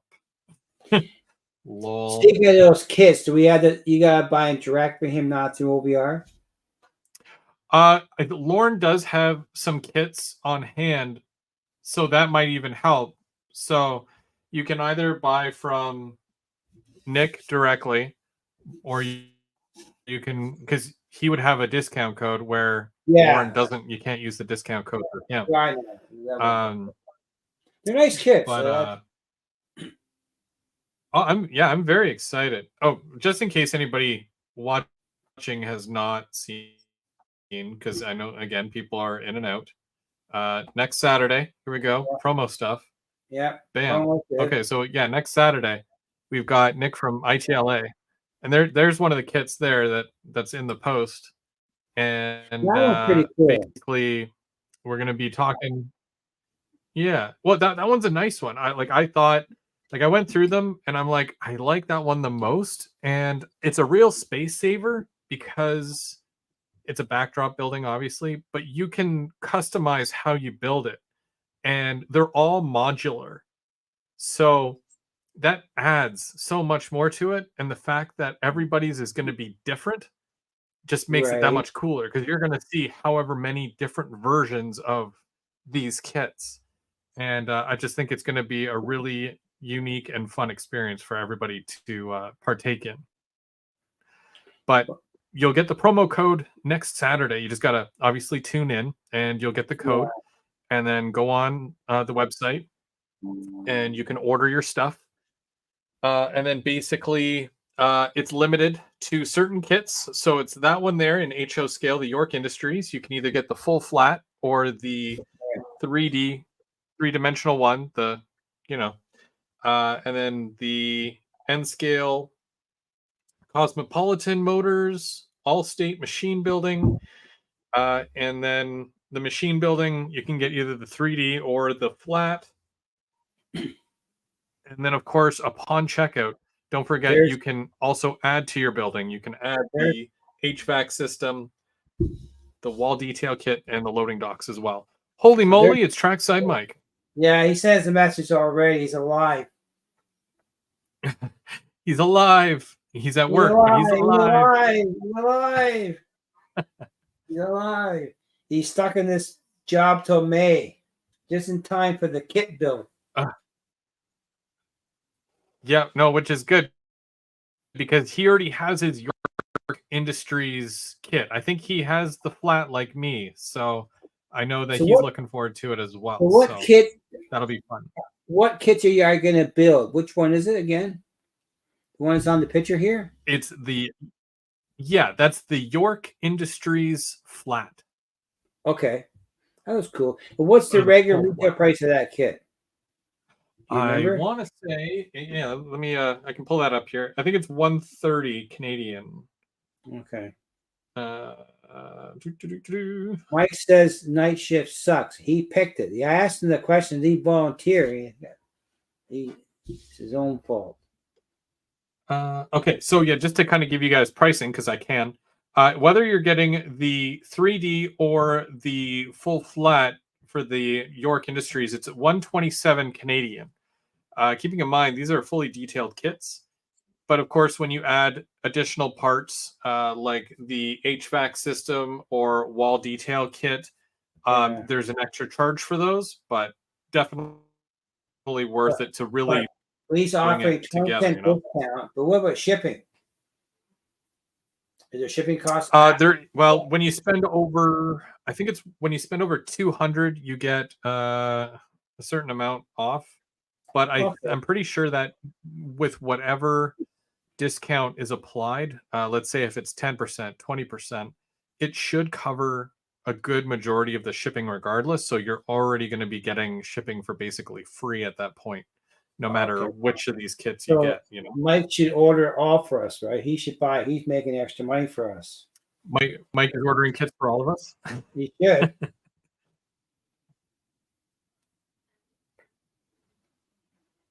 And then for the N scale all state machine kit, that's 169, and that's the shallow flat.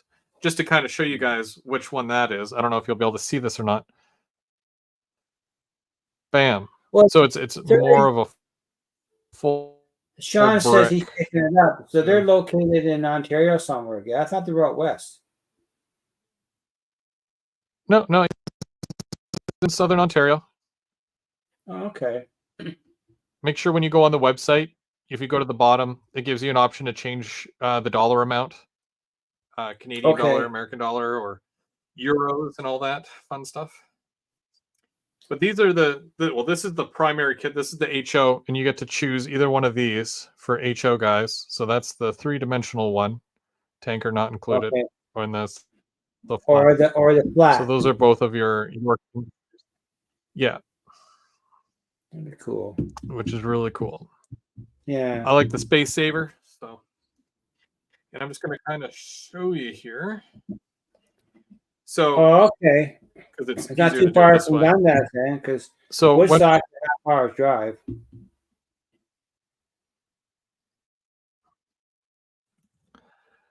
Yeah. That's nice. So when you're on the website, I'm on my cell phone, but I'm sure it's about the same when you go online. Yeah. So there's your options there as far as what you want to add, and it's right below.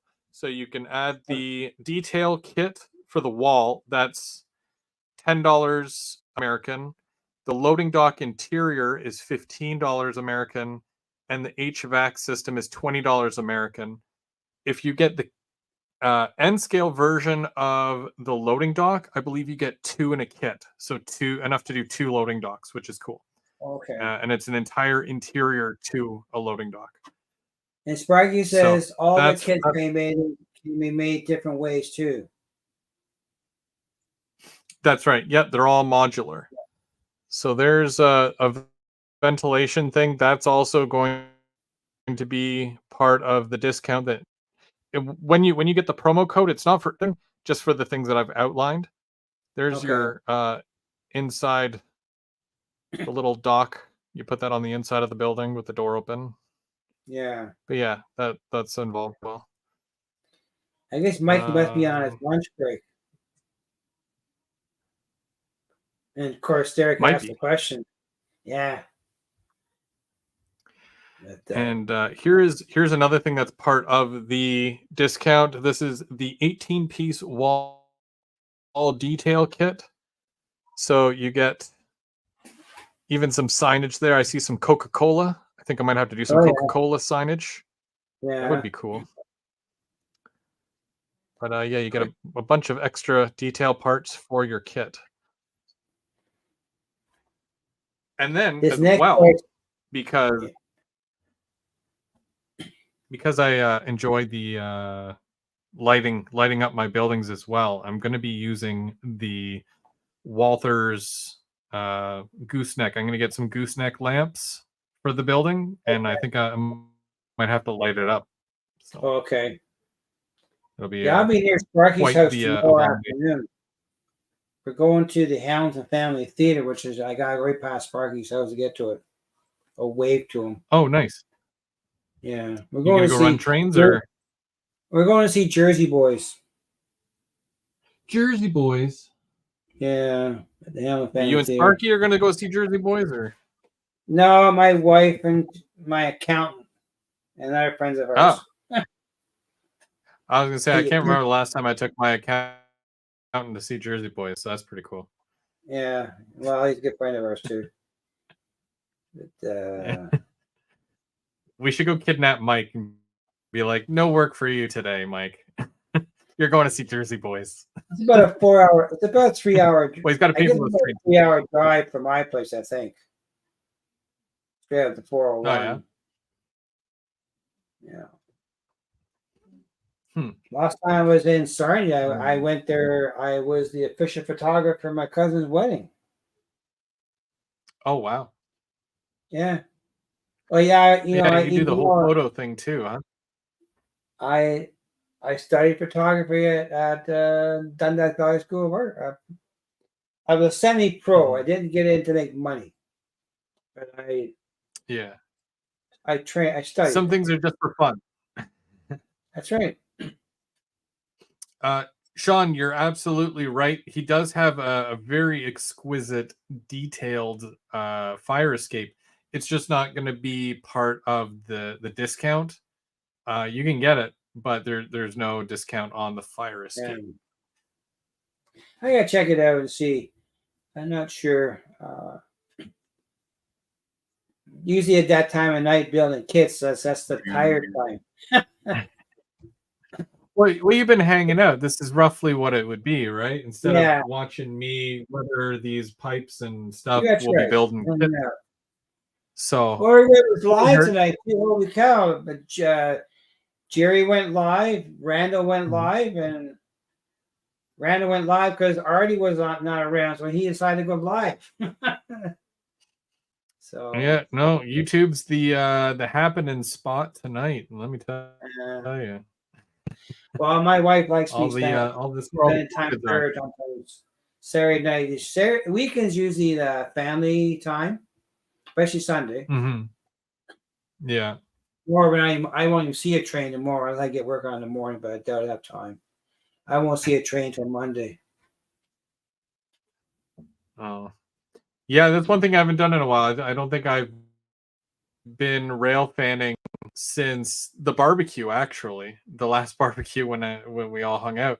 So I definitely should go rail fanning at some point. Now that I have Saturdays and Sunday, well, every other Saturday and Sunday off, I should go. Just always busy. Always busy doing. I guess you're watching on TV and you haven't gone. You didn't go to the game. Did Mathis get his next 2 goals? Haven't he?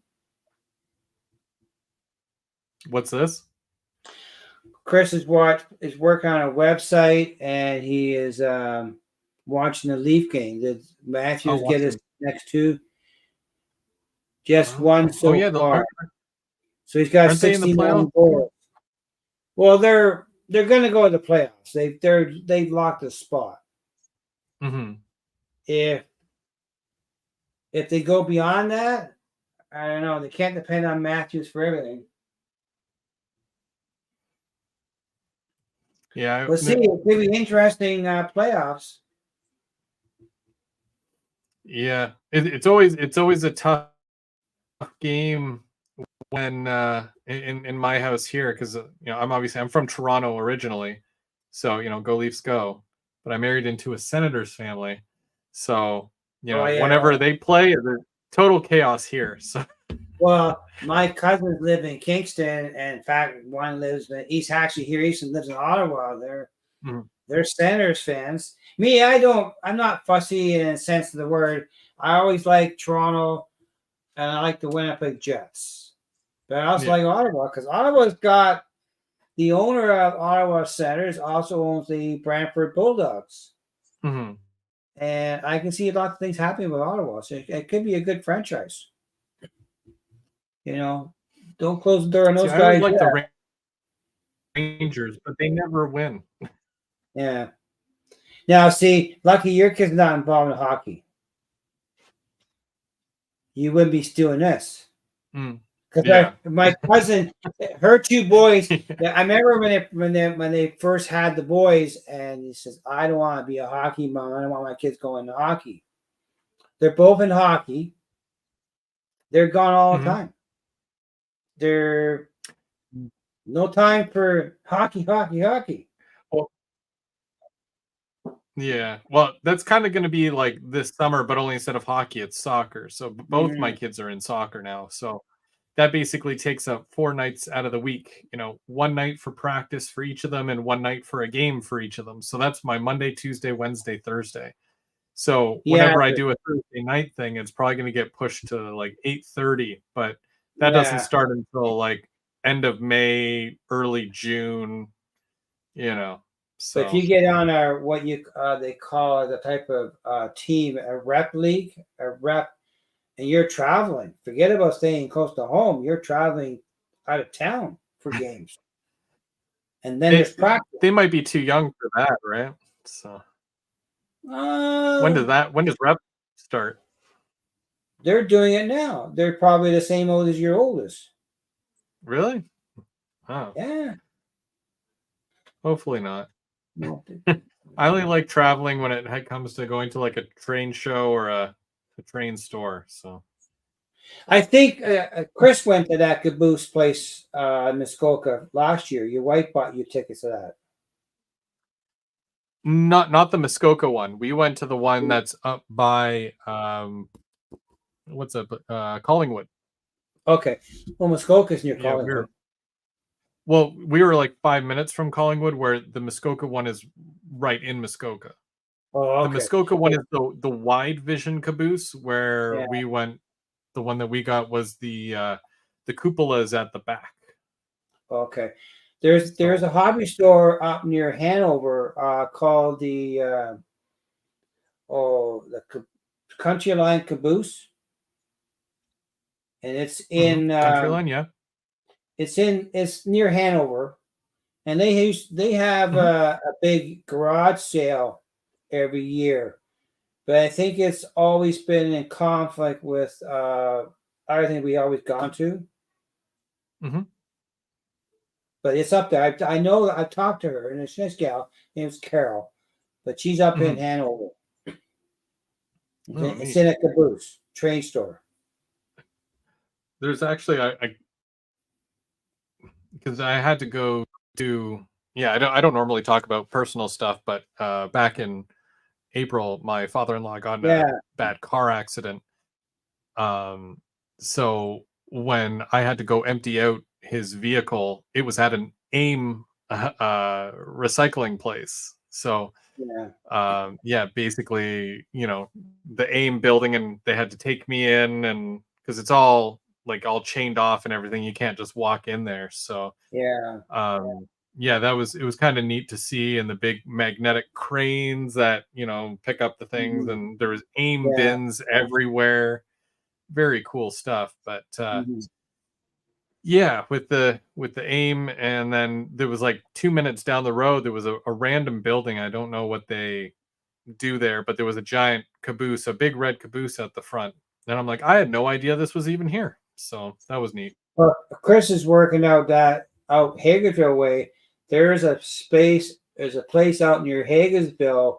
There's a TH&B caboose out there. The guy owns it, and he painted it up, and it looks pretty cool. It's up near, it's in the Hagersville area somewhere up that way. Simcoe. Lauren probably knows where it is. Isn't that the place that bought the OSR caboose? The one that was XCP? I'm not sure. This one here is on a private lot. Yeah. Nothing else around but that caboose. Oh.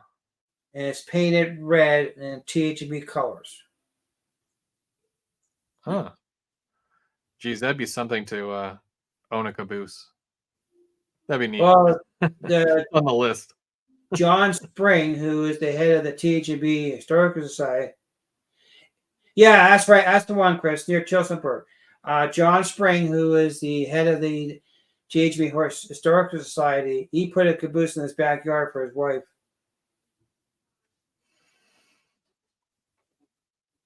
I would either take a 1-to-1 scale caboose or a mini railroad, like that place that's just past Otter Valley. There, they always it's in a park, and they do train shows, but it's like the ride-on train, the little ones. You know that place? I think it's a train club. Well, there's Storybook Gardens in London.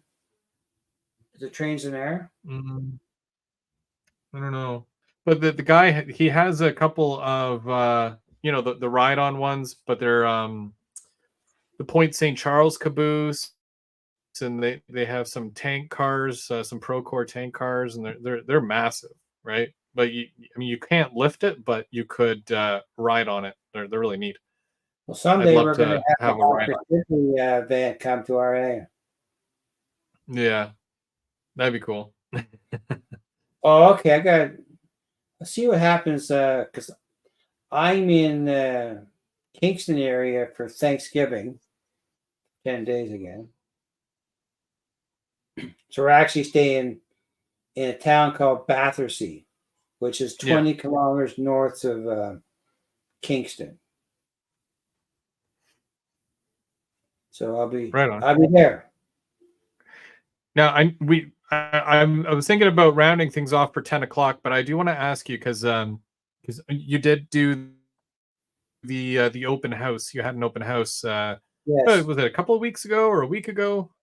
How did that go? What was the overall turnout? I had 10 people.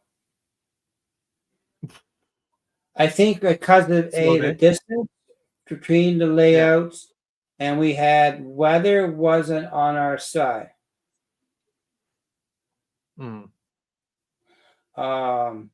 We had snow the night before, so people I think got scared off a bit, and because they're driving all the way from Dundas to Dunnville. Yeah. So if you're on the Dunnville, you're a 2-hour drive, I guess, from Dunnville to Dundas. So everybody showed up between I guess 12 and 2 o'clock. But I was live all day though. And yeah, it looked like you're having a good time. Well, that part, but people wanted to donate. So they're looking at the idea way of donating online. Because people in the chat wanted to donate because it was going for the children's breakfast program in Brantford. So they're raising money for a good cause. Like I raised $67 from 10 people. Some people had 40 people and they only raised $40. So I did pretty good for my 10. Yeah, let's get a crane. That's not bad at all. No, I was quite pleased. So we'll see how it next year, and I'll have more trains running. Because I'll get the other throttle. We'll run trains because now they have the lift gate done better. And it's got to make sure the train's not coming to the lift out. You can come and run trains, but we'll see. But I'll do it again next year. It was good. Sparky had when is your 1 year anniversary of building that layout? Oh, I started this layout in the summer of 2022. 2022. Okay. I tore down the old layout in the spring of 2022. I started to get the room ready because I went to the pop-up that year at OVR and I cleaned him out of turnouts. I cleaned him out and the other store I cleaned out because I didn't want to run out. Yeah. And I'm short one turnout. A number 5. I'm gonna get from OVR. He's got in stock. So I'm going to OVR this weekend. ACHB Railway. Trust me, I was thinking about it because the O&R just sold off or scrapped. No, they sold off. I think about 3 or 4 of their coach cars. and I was like, oh, I'd love one of those because they're the nice O&R paint schemes with the all white, very clean looking, except for the fact that they weren't clean because why clean something that's not in use? But yeah, I'd love to have one of those in the backyard if you had the space, right? I don't, but it'd be cool. I put it across the creek for a bridge. Yeah, there you go. A walkthrough. Eric asked me a question. I think I started to build the bench work last year. You broke ground last year. Well, I was doing the room. I did all the room first. I prepped the room first. I wired it, put the subfloor in, and the plywood. Because the cabinet guy did all the cutting for me, and I was working on last year. So I started building. I have to look at the pictures on that I did when I built it. But I think I'm pretty sure I started last year cutting the wood. Because if you did that much in a year, I could just imagine how much you'll have done in time for the next open house. Yes, so that's right. It should be good. Well, I didn't have the bridge hooked up when the open house when I approached them to get part of it. So I put it in. Now I have double main lines. I have my number 8 crossovers, and I got a few Twerks things to check out because it derailed. I might have something in the way and it caught it going around, but I'm pretty sure I look at that picture here. It hasn't even a date. So here I started to build the lift gate. A picture postmarked September 22nd, 2023. September 22nd. So there's that picture there. So that's that's September 2023. So I started doing the framework last year. So yeah, you're coming up, I guess, on your 1 year then. Yeah. By the time because I think you might have, because didn't you say that you started when you came back from Newfoundland, right? If I remember correctly. Mm-hmm. And we're going back. And that was in June? I want to say June. No, last year? It was in August. Was it? I thought it was, no, it was before August. It was either June or July. I don't remember, but I'm pretty sure it was like June. I was like, come on, James, get that layout built. I started doing the legs. The legs for the framework was August 20th. They weren't even painted. Let's see here. Newfoundland, July 15th. I was at Signal Hill, was the farthest eastern point of Canada. Signal Hill. Mm-hmm. And that's a far in North America. It's the farthest easterly point of North America is Signal Hill in St. John's. Jeez. Yeah. And we're leaving. All right, James. Well. Yes, sir. I think we'll round it off here. I appreciate you hanging out with me tonight. I was able to get some stuff done and whatnot. And yeah. Didn't fall off the tracks. Yes, that's 2 more days. Monday.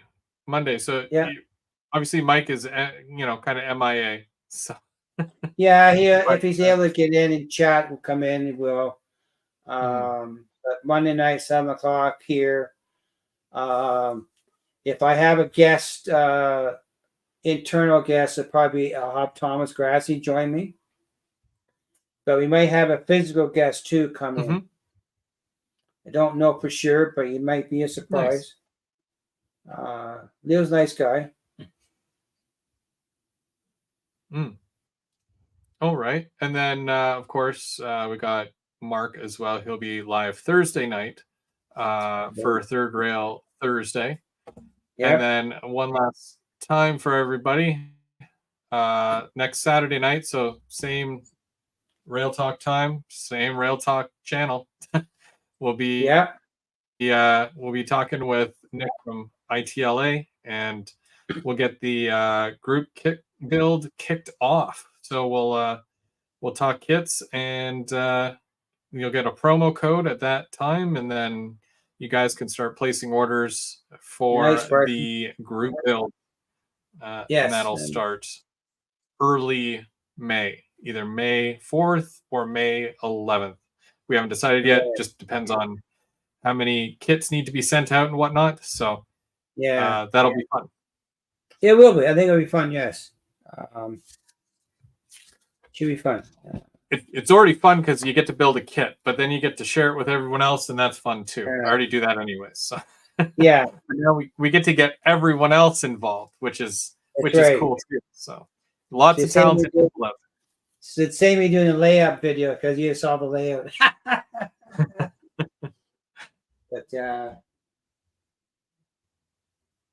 But I should show you this before you go away.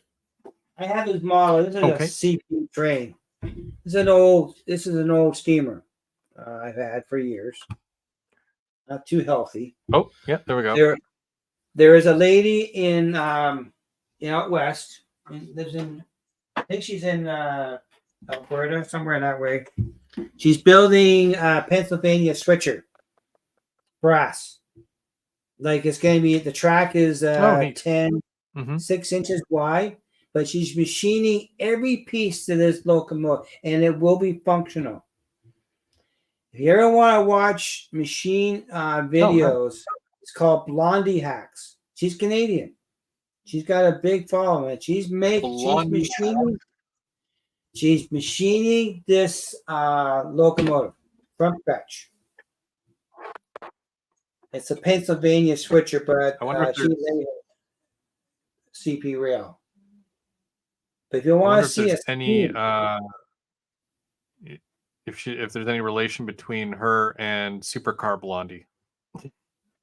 I don't know. Do you know Supercar Blondie? No. Yeah. She does these. It's almost like a review video, but of all the like supercars and all these ridiculously expensive, like $1 million cars, like one of a kinds and all that. Yeah, I don't know. Cool channel too, but yeah, very, very high end cars. Either way, thank you everybody for watching. And see that there? That's the tender. That's a tender. She made that. She machined it. Everything. Is it metal? Yeah, it's brass. It's all brass. Oh, it's brass. She machined so it. Is that 1-to-1? No, that's not 1-to-1. Is that? No, the track's about 7 inches wide. It'll run on steam. It's going to run pure steam. It has a boiler and everything. 7 inches wide. So like. Yeah. That's pretty big for a local for a steamer. But that's bigger than a Lego steamer. Oh yeah, no, it's almost I don't know. It's probably about 20 inches long, but it will run on the track. It'll probably have like an engineering club where they run trains and track outside. Oh yeah, somewhere I have a picture of a train before we get going here quickly. It's on this tablet here.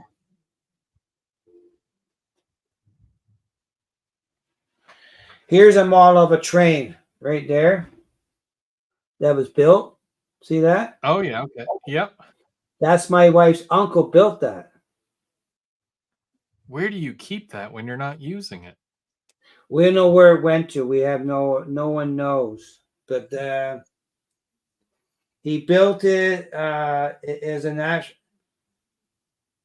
6121 was the name of the model, the engine number. That's my wife's great uncle built that from plans they got from CN. That would be neat to have. I would, maybe on top of the fireplace or something. somewhere Yeah, that it's just for looking at. it ran on the trash. All right. but- Well, James, Okay, sir. I You have a good appreciate night. you hanging out. And Yeah. you as well. Thanks again to everybody in the chat. And we'll see you real soon, Monday night, James. Yes, sir. And then Thursday, Mark. And hopefully Mike's still vertical. Hopefully. We'll see him soon too. Hopefully. Yes. We're gonna kill him for being tired. And on our fault. And what does Mike normally say? Keep it on the tracks. Or like and subscribe doesn't cost a dime. That's right. That too. Or I have a train. Oh, he's still there. He's still there. He's still there. He didn't run away yet. I'm off Thursday. Okay. Nice. Okay. You can bug Mark then. That doesn't work. You don't go live Thursday. No, I know, but you can bug Mark on Oh, chat. wow. Give him a hard time. Yeah. Okay, sir. You have a good good night. everyone. Good night, everybody. Have a good one.